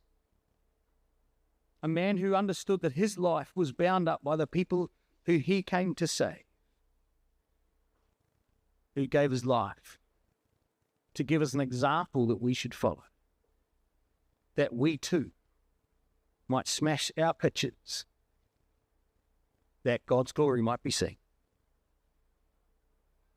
And so let us be exhorted, therefore, this day by his example, the greater than Gideon, who trusted implicitly in his Father's mercy and in his care, who offered himself first as an example, breaking apart his own earthen vessel, that God might be seen in him, and that by his life and by his sacrifice, the trumpet might be blown, that liberty might be proclaimed.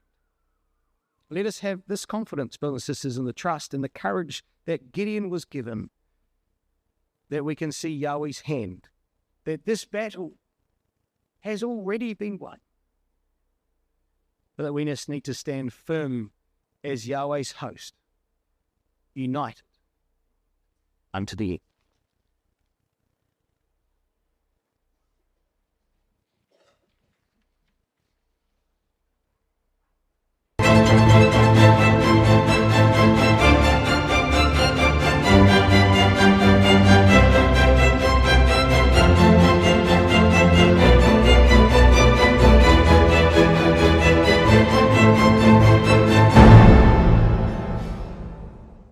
For the last study, as it were, of Gideon's life. Now, confession from me, we're not going to quite finish everything today, mainly because we won't have time.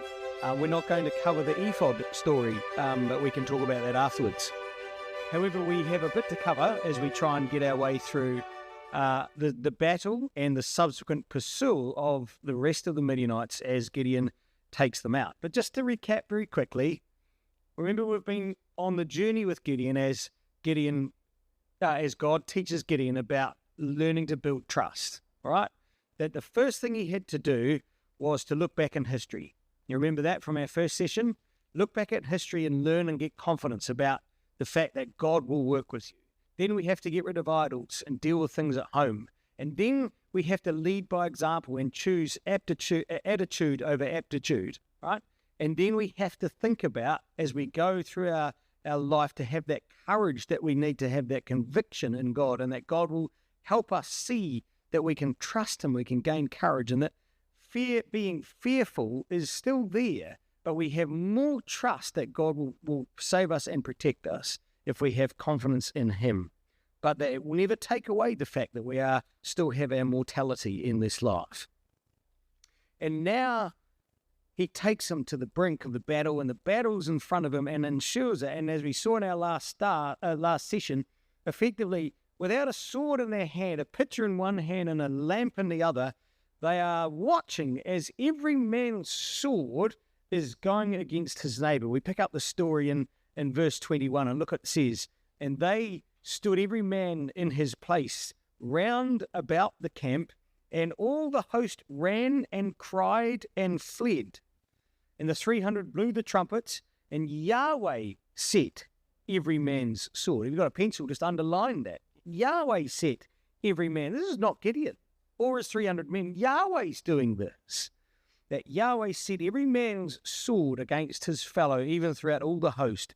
And the host fled to Bethshittah, into Zerath, and to the border of Abel-Maholah, unto Tobit.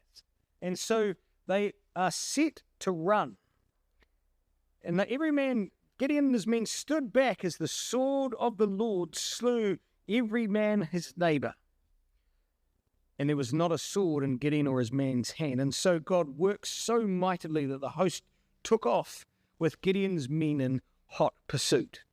And in verse 23 it says that the men of Israel gathered themselves together. The tribes that had been sent back as fearful ones now join in the battle from Naphtali and Asher and out of Manasseh, and they pursue after the Midianites, pouring out of their tents from home to join the chase. But Gideon could see how quickly they were escaping, right? And so he sends messages ahead to all the inhabitants of Mount Ephraim. So he sent messengers, it says, verse 24, throughout all Mount Ephraim, saying, come now down against the Midianites and take them before the waters unto Beth-barah and Jordan, the house of the fords. Come down to the house of the fords and to the Jordan, where they're likely to get across. If you can take that area, you can stop them escaping it. So it says, then all the men of Ephraim gathered themselves together and took the waters unto Beth-barah and to Jordan. The goal was to cut off the enemy before they got across the river. They almost did it, by the way. They almost stopped them completely. From the story, in Judges chapter 8 and verse 10, what we're told is there were 120,000 men of the Midianites who were of the Midianitish host and the children of the east, and only 15,000 of them got across that border before the rest of them were all destroyed. So they almost got them all, but 15,000 managed to sneak through the gap before the fords were fully taken. But in the process, the men of Ephraim had gathered and stopped a vast number, and the children of Israel had slain a vast number, and they took, it says, the two princes of the Midianites, Oreb and Zeb. And they slew Oreb upon the rock Oreb, and Zeb they slew at the winepress of Zeb. And they pursued the Midianites and brought the heads of Oreb and Zeb to Gideon on the other side of Jordan. And so they took the forts. The men of Ephraim managed to capture them. What a battle, what a chase, what a night. All in this moment, not only had they achieved the impossible, because they had been subdued, Midian had subdued them for 7 years, not only had they achieved the impossible, but the enemies had now been completely overcome. They'd been chased back onto the other side of Jordan, and they'd slain thousands upon thousands of them. It was a clean sweep of the land. No more Midianites were to be found. And in the process, Israel had been united in battle and now convinced that God indeed was in control. It was a marvelous victory. But as they picked through the battlefield, looking for the kings of Midian, I couldn't find them. And you know what, brothers and sisters? Not everyone was happy. Not everyone was convinced that the outcome that had been achieved was the best. And Gideon is now going to come, I might just move this. I can see what slides are coming next, you see. Gideon is now going to find out that leading and motivating others isn't easy. In fact, to appreciate everything that you've seen as a leader and to try and teach everybody else to understand what you understand isn't always straightforward. And working with others isn't as clear-cut as we'll expect, and it's no different in ecclesial life. Do you know, Gideon's now going to come face to face with a bunch of people that didn't share the same passion and enthusiasm and lessons as Gideon had. We're going to come back to the story of Zeb and Zalmunna in a minute, because Gideon's going to realize that he needs to share the lessons that he'd learned. You see, he's going to come face to face with the men of Ephraim, men of resentment and indignation, some sheer arrogance and pride in their own ability. And if they'd been called, well, there'd been a totally different outcome. If you'd asked us in the beginning, well, we wouldn't have had this problem, Gideon. Then he's going to come to the men of Succoth and Penuel, those that just show outright hostility and cowardice. They don't want to choose sides. They want to play Switzerland. They don't really care for the battle. It's not my problem. Then he's going to come across his firstborn son and going to show an element of naivety and immaturity because his own son doesn't fully understand the importance of eradicating the enemy, to destroy them, to cut off its head, to get rid of them forever. Instead of a supreme victory, brothers and sisters, with the whole nation absolutely ecstatic, with a magnificent military conquest, Gideon runs straight into a battle of human pride, lack of brotherly love, and ecclesial indifference, a complete lack of understanding and wisdom experienced in the multitude that he was trying to save. And brothers and sisters, it's a cameo of ecclesial life.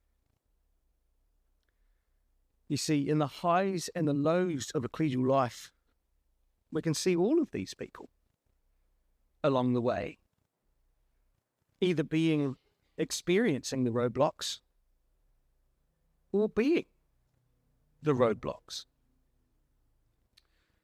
What we hope to do in our study this afternoon is we want to see how Gideon responds to each of these groups, how he handles each of them, so that we can gain valuable lessons about how we don't become the roadblock, and if we see the roadblocks, how we can help each other learn and navigate our way through them, so that we gain those valuable insights as we journey in faith. And what we're going to find is that Gideon inevitably tries to teach them and teach the 300 men that were with him the same lessons that he'd been taught by God all the way through his life in terms of how to build trust and how to build faith. So what was the first group? The men of Ephraim. Well, we pick up the story in Judges chapter 8 and verse 1. As the news of the battle and its success reaches Gideon, he receives the dripping heads of Oreb and Zeb at the hands of the men of Ephraim. Now, pick up the story and it says, well, at the end of verse 25, it says, and they pursued Midian and brought the heads of Oreb and Zeb to Gideon on the other side of Jordan. And along with the heads comes much more than he bargained for. Because with those heads comes an unbelievable, unimaginable attitude from some men who were utterly miffed at not being called first. And so they turned. Judges chapter 8 and verse 1. The men of Ephraim said unto him, why hast thou served us thus, that thou callest us not when thou wentest to fight with the Midianites? What an attitude. Did you imagine it? Gideon's ecstatically excited about what they've actually managed to achieve. And these men turn up, the ones he'd called to help, with this stink attitude, unbelievable attitude. Their accusation to Gideon was that they felt like they were the last-minute ringers. We're the last minute of all people. We were the last ones to be called, Gideon. What were you thinking? Look, honestly, you should have called us. You should have called us in first. We've got the job done properly. This is ridiculous. Look, we've only got these couple of little hits here, and 15,000 have escaped, Gideon. What were you thinking? Why did these men of Ephraim feel that they were so extra special? Well, when you go through history, brothers and sisters, the men of Ephraim had a pride problem. You see, they were extremely proud of their heritage.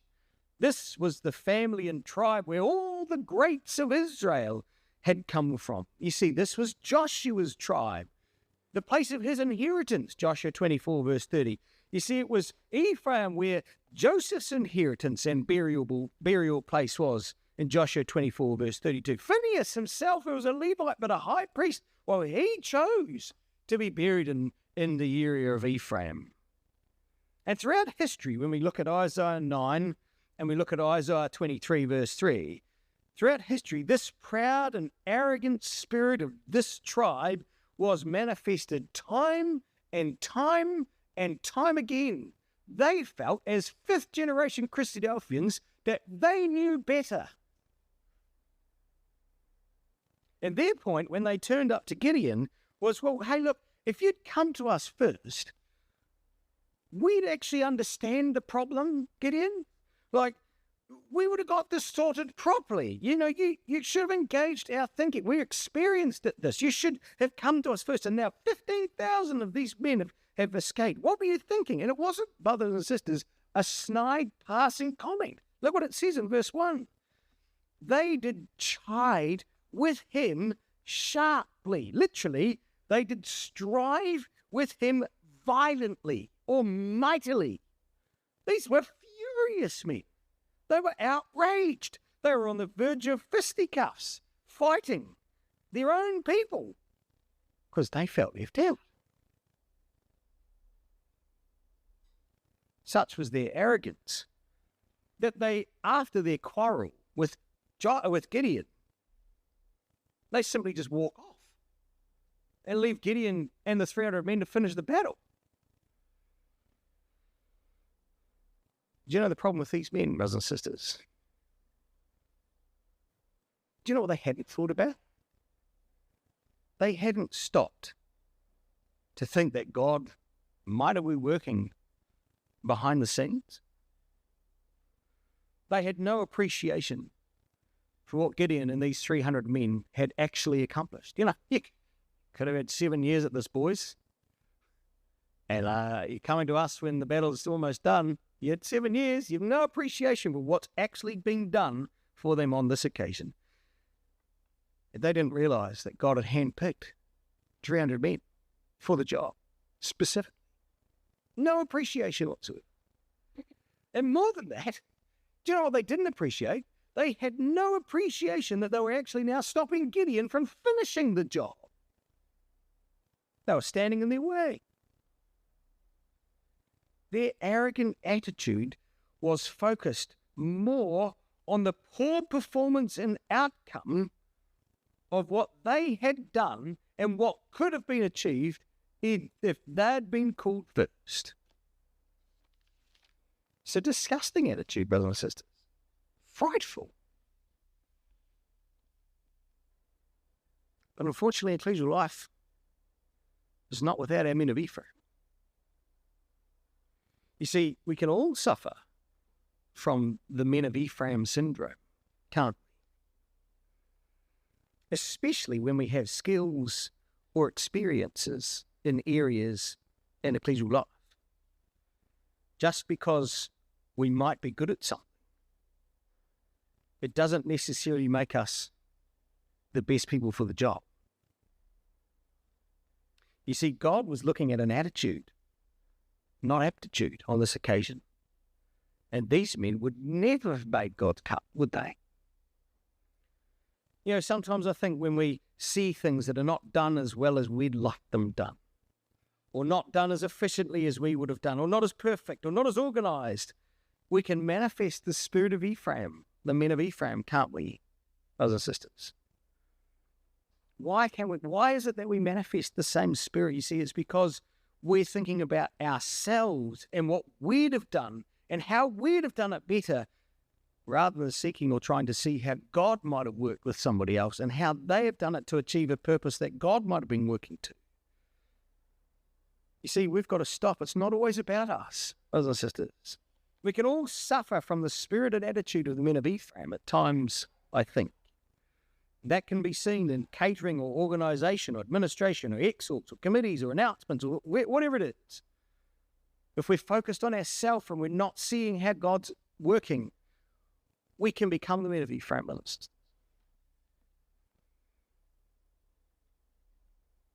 So how do we handle a men of Ephraim attitude?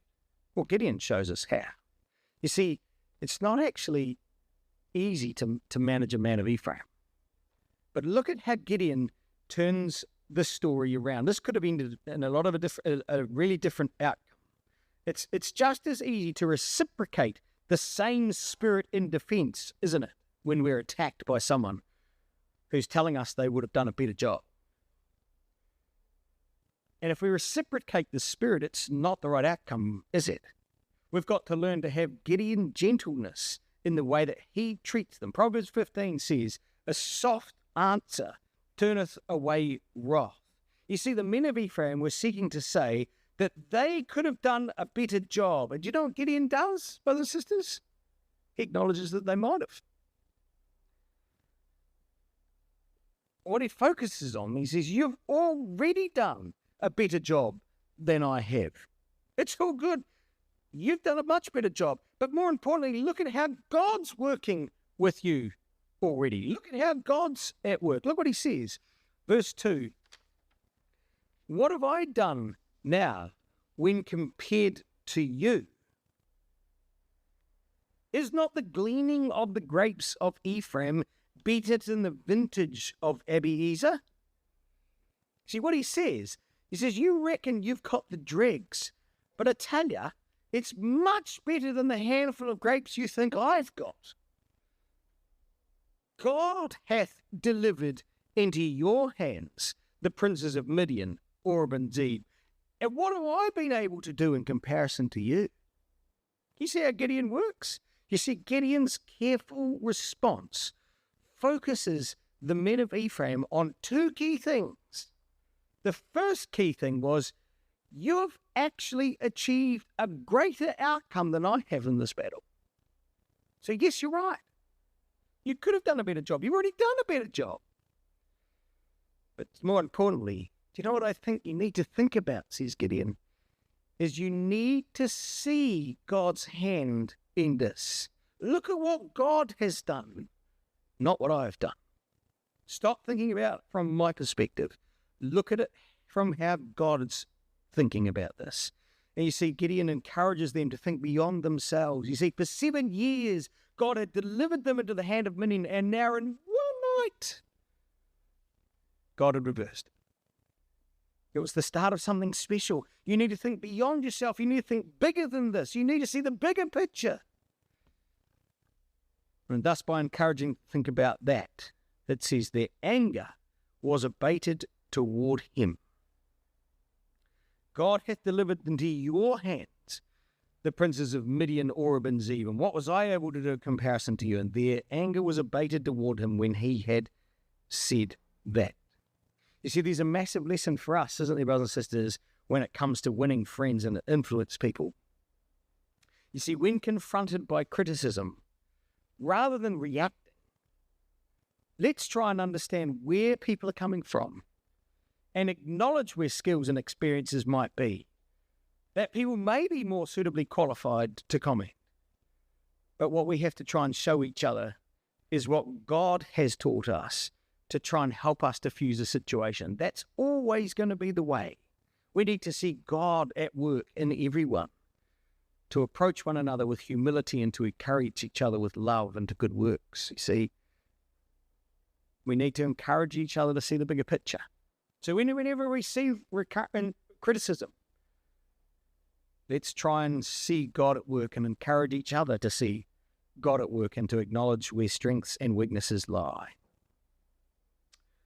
And so Gideon averts a crisis. The men of Ephraim leave him, and he takes off in pursuit. Verse 4, and Gideon came to Jordan and passed over, he and the 300 men that were with him, faint, yet pursuing.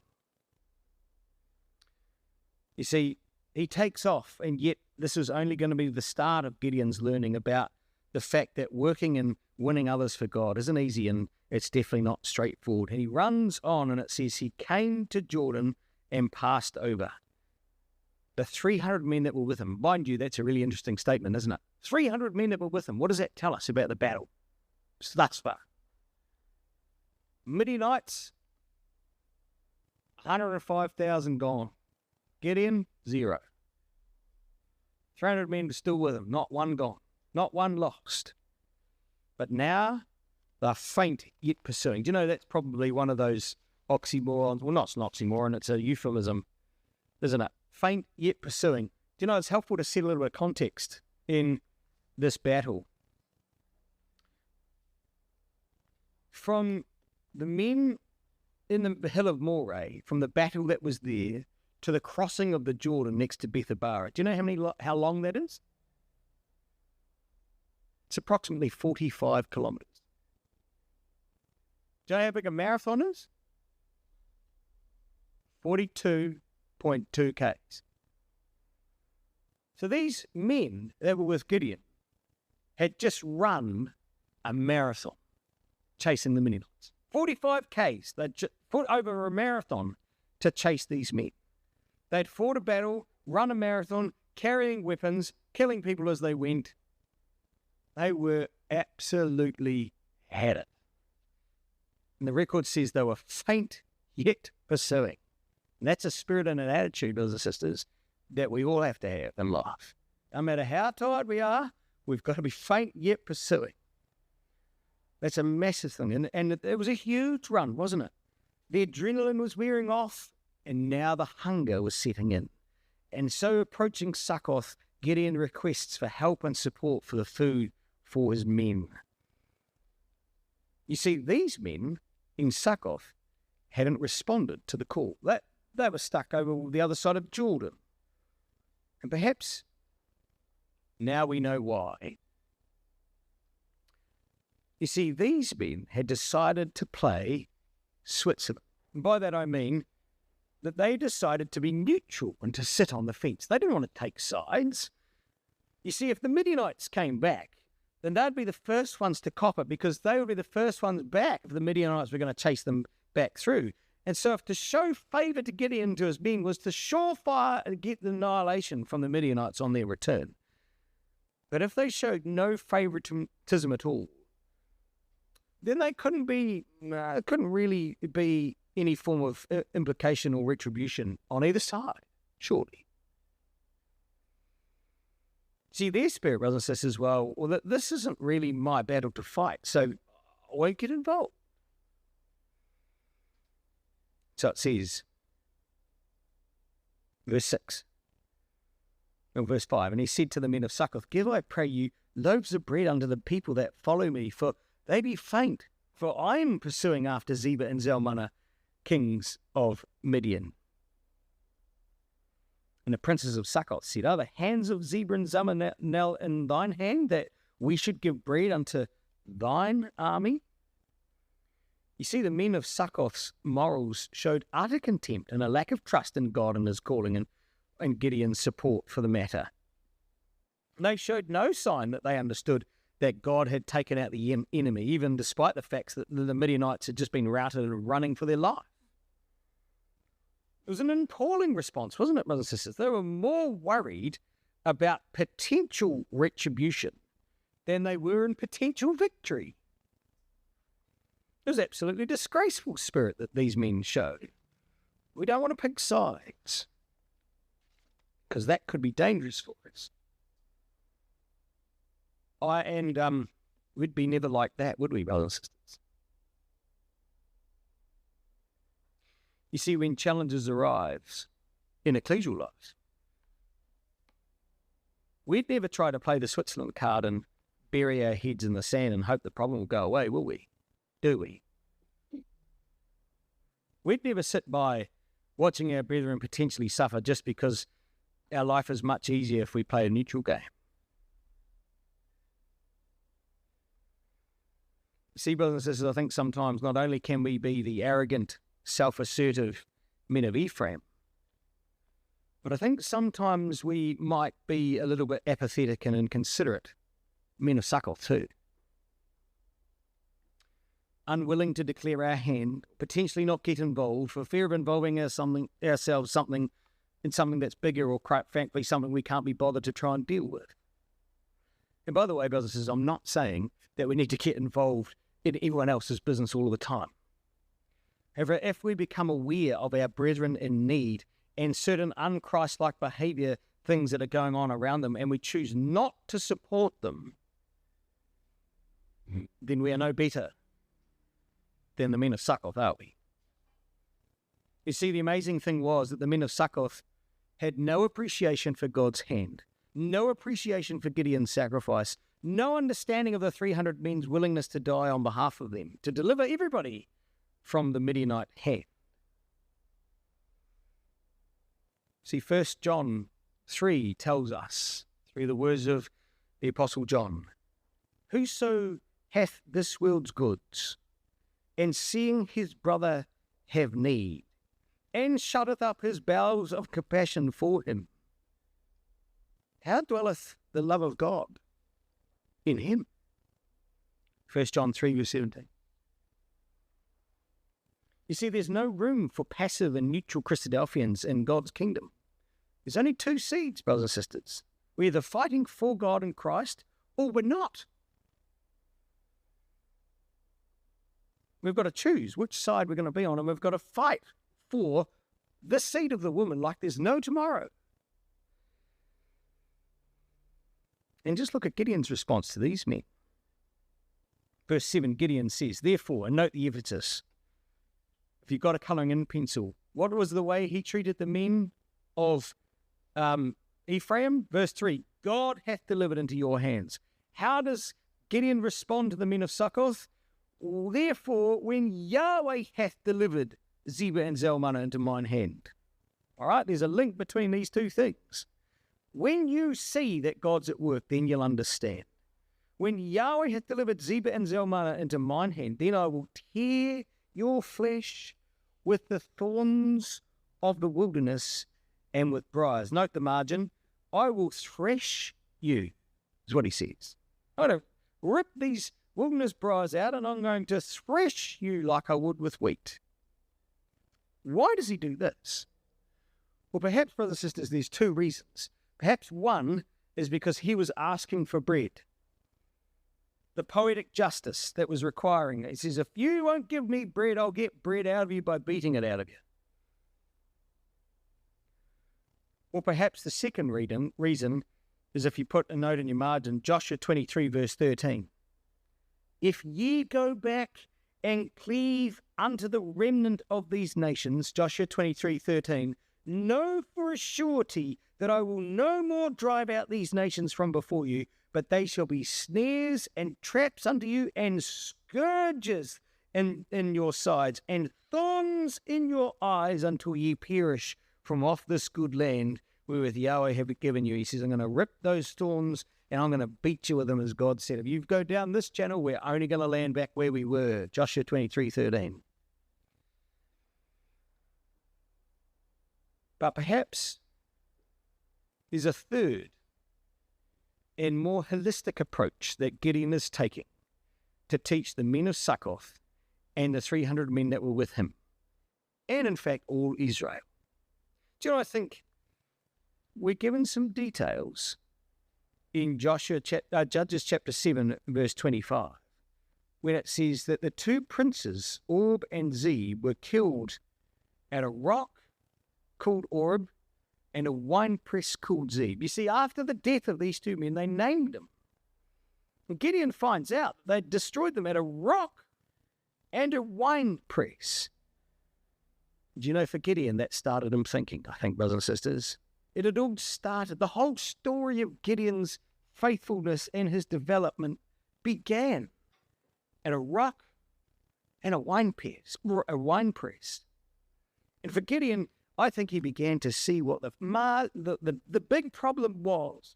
You see, these men hadn't seen what he'd seen. These men hadn't understood what God had taught him. And now I have to try and teach the nation of Israel and the 300 men that were with me all the lessons that I myself have been taught. And he realizes that perhaps he had reacted a little bit like the men of Ephraim. Well, where's all the miracles that my fathers have spoken about concerning this land? Why has God put us like this? This doesn't seem fair. Oh, this is unreasonable. You see, he realized that he'd manifested a little bit of the spirit of the men of Ephraim. Why is all this befallen us? Why are all the miracles? Yahweh has forsaken us and delivered us into the hand of the Midianites. Judges 6:13.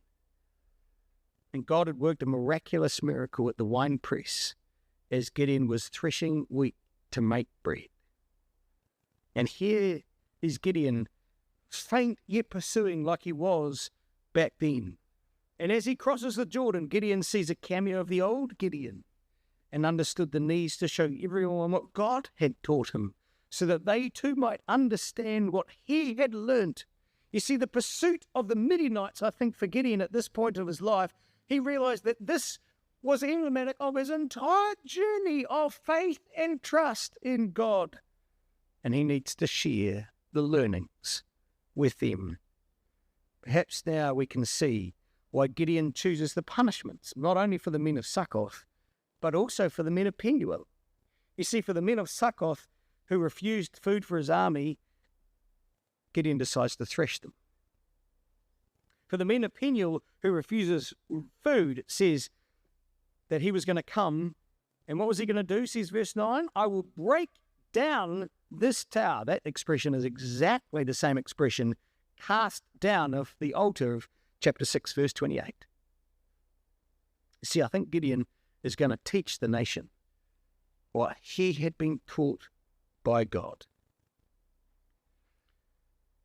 Gideon saw that God had shown him a great deal on his journey of faith and his trust, and he saw his responsibility now was to teach others in God's ways.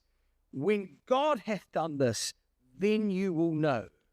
And now he wasn't afraid anymore of his father's house. He wasn't even afraid of any men of whatever city. It didn't matter because Yahweh was going to be with him. All things were possible.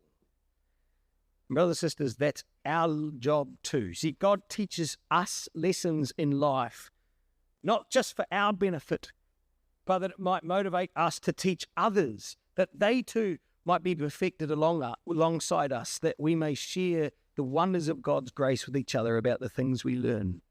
And Gideon does this as he comes. And as he leaves the men of Succoth and comes to Penuel, verse 8, that says, and he spake unto them likewise, and the men of Penuel answered him as the men of Succoth had answered him. Gideon's response when he says, when I come again in peace, the altar that he had built. Remember? The altar of Judges chapter 6, Yahweh Shalom. When I come again in peace, he says, I break down this tower. You see, unlike the men of Succoth, who were worried about retribution, the difference between them and the men of Penuel was that the men of Penuel presumed the tower would protect them from both Midian domination and from Gideon's imposing army. They placed their trust in something that they thought would save them and protect them. They placed their implicit trust in this tower that would give them a level of protection, and trusting therefore in themselves. And Gideon could see the need to remove idolatry from chapter 6 in the same way that he had to now remove this tower. The only way that the men of Israel might learn to trust in Yahweh was to remove the things that they trusted in more. The men of Succoth and Penuel had the opportunity to repent, but by the time Gideon came back, they hadn't changed their ways.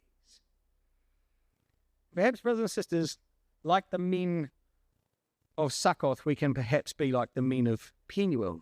You see, I think we can demonstrate the same spirit of indifference like these men, and we can retreat back into our ivory towers, can't we? Run away on holidays, change ecclesias to avoid conflict. We could go all sorts of different places to not enter into the battle. And if the attitude problem of Succoth was the fear of retribution, the attitude problem of the men of Penuel was retreating reluctance. Hebrews 10 verse 39 says that if we should be directly involved, we should be directly involved in the support of our brothers and sisters. But if we choose, said Hebrews 10 verse 39, to draw back unto perdition, we choose the wrong side and God will have no pleasure in us. We need to be coming out of our towers, not trusting in ourselves to support each other, not only ever just trying to retreat and to recuse ourselves from a problem because we think it's not our issue.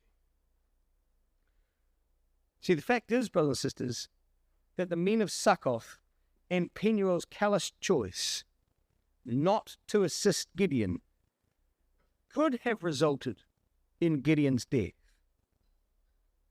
or could have cost his men their life. And ultimately it cost them their own. You see, when Gideon came back, he destroyed that city and all the men in it, that Israel might learn to trust in Yahweh.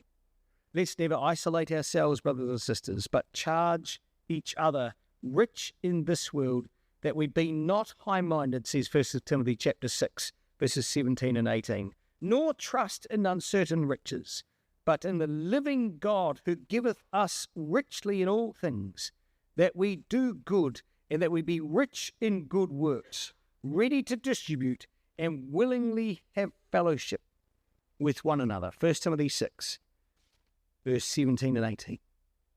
You see, neither the men of Succoth or the men of Penuel learned Jacob's lessons who had walked this journey before. You see, the man who had walked through both Succoth and Penuel had learnt to trust in God. You see, Jacob coming back from Laban, coming back into the land. He first comes to Succoth and builds booths to teach and to train his nation, or his people around him, to trust that Yahweh would protect them. That's what Succoth means, to build booths. And Jacob had learned to trust in Yahweh, that he would protect him.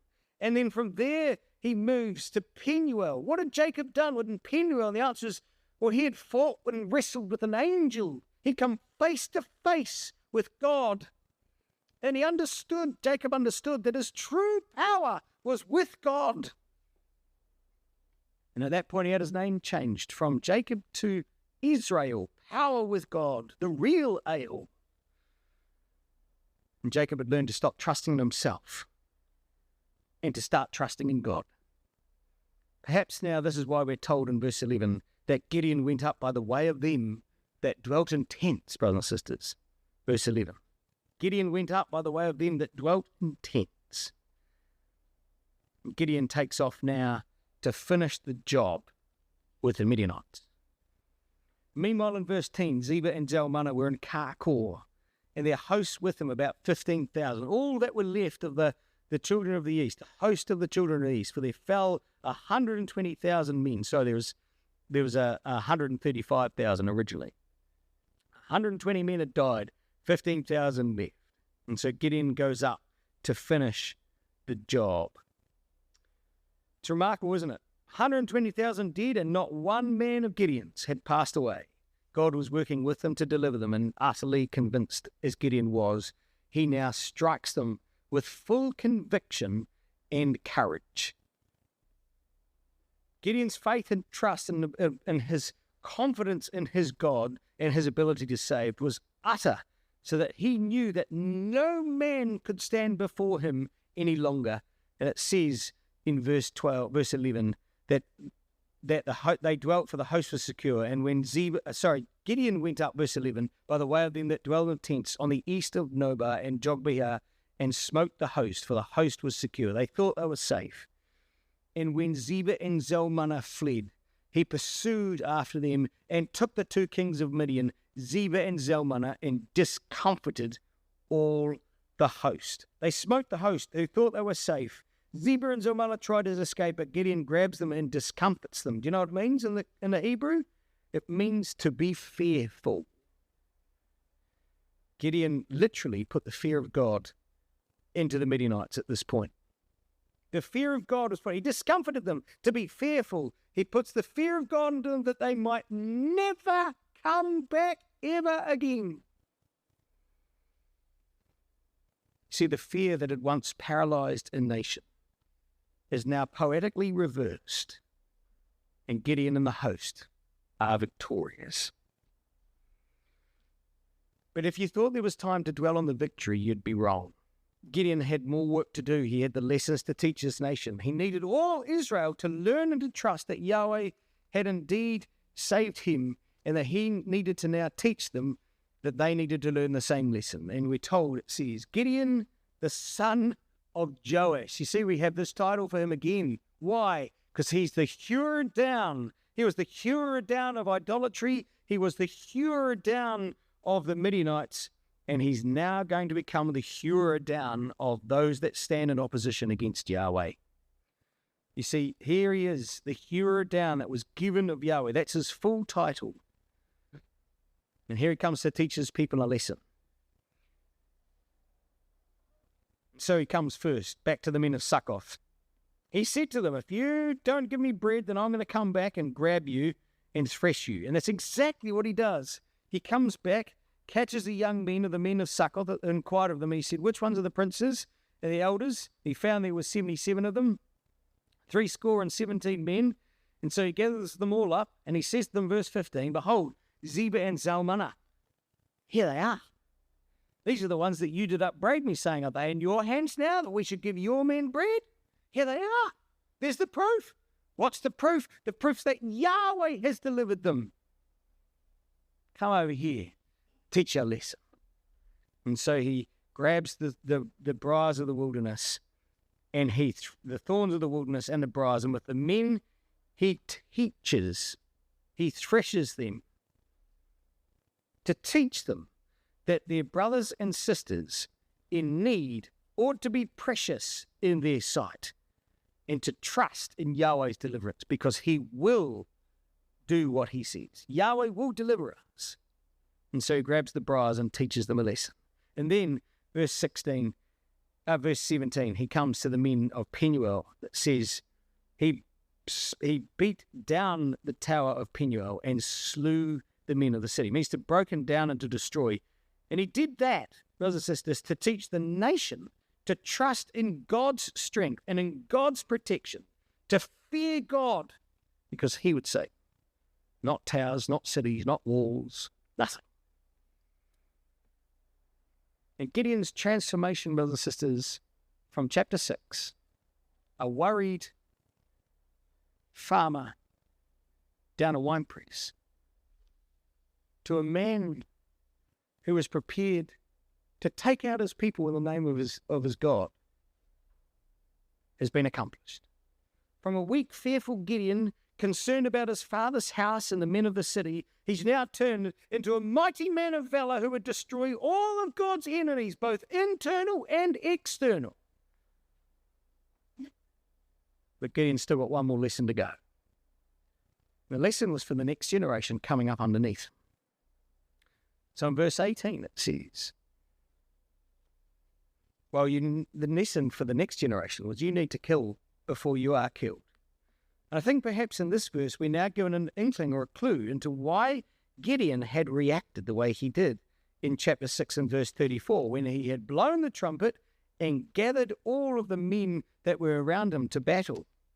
Because it turns out that when the Midianites had come up into the Jezreel Valley, that Gideon's own family had tried to withstand him and had potentially perished in the process. When the Midianites had raided, perhaps motivated by Gideon's own example, they'd intervened and died in the process. Look what it says.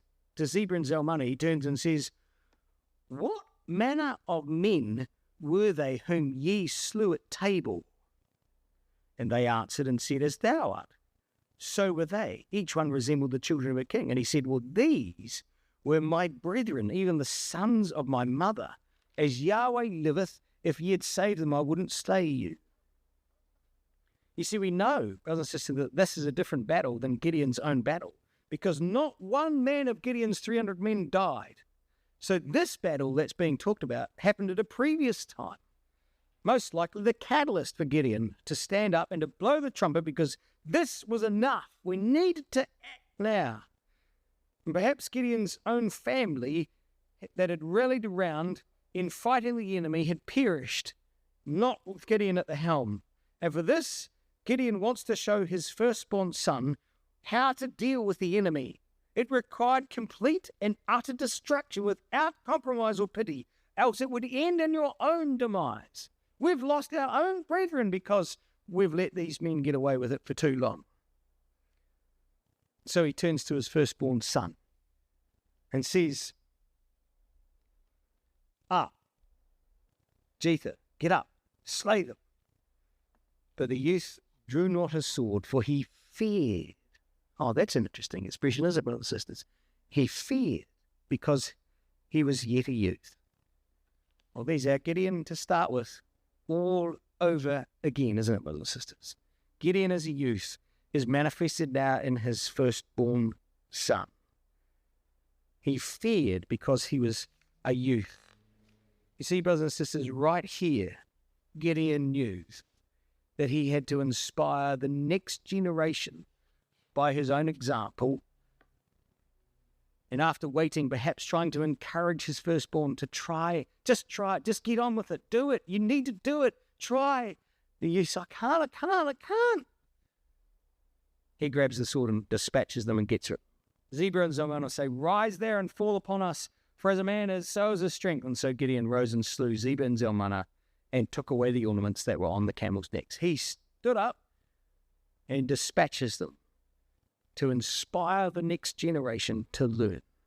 You know, brothers and sisters, there's an example, there's a good lesson for us right here, right at the end of the story. There's a powerful lesson for young and for old.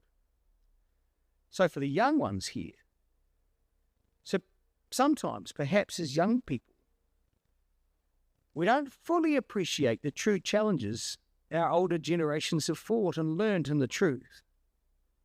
And sometimes I think it's wise to learn from the tenacity and the wisdom of age, to appreciate what's being done for us, and for those who have gone before us, and to therefore take strength and encouragement from them to follow in their steps, and to take their wise advice, and to listen and learn. There's a lesson for the older people, isn't there, in this? That we learn to have patience with our younger folk. They don't have the same experiences, the same knowledge, the same lessons, nor have they yet failed the same ways as you might have either. But that our role and responsibilities are to teach and to inspire them, which requires our example, not our criticism. Encouraging them when, like Jether, they may struggle. Do you see, brothers and sisters, there is no condemnation from Gideon for his firstborn son. Instead, he realizes that through patience and diligence and his example, that he had to take some time to motivate and to encourage and to inspire them to see the critical lessons in the truth that he himself had been taught. So, brothers and sisters, I think we might leave the story of Gideon here at this point. That we all need to try and learn from Gideon's example. A man who God raised up, who transformed himself because his father worked in his life from a fearful farmer into a mighty warrior and man of valor, because Yahweh patiently and systematically trained him in his life. A man who turned his heart to Yahweh to finally, implicitly, and completely have faith and trust in it.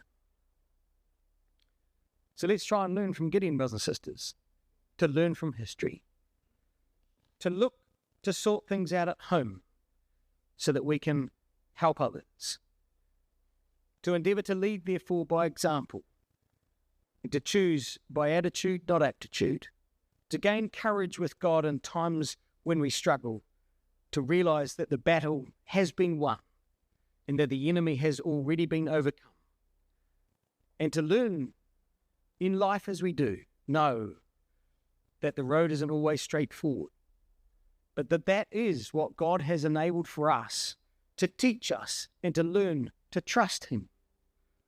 And that in our dealings with others, let's endeavour to pass on to each other in patience and with respect, but with intent, the many lessons that Yahweh has endeavoured to teach us in our life and in our walk in the truth, that we all together might stand shoulder to shoulders as Yahweh's host, vessels that have been turned into honour, sanctified and meet for the Master's use, and hopefully, God willing, prepared unto every good work.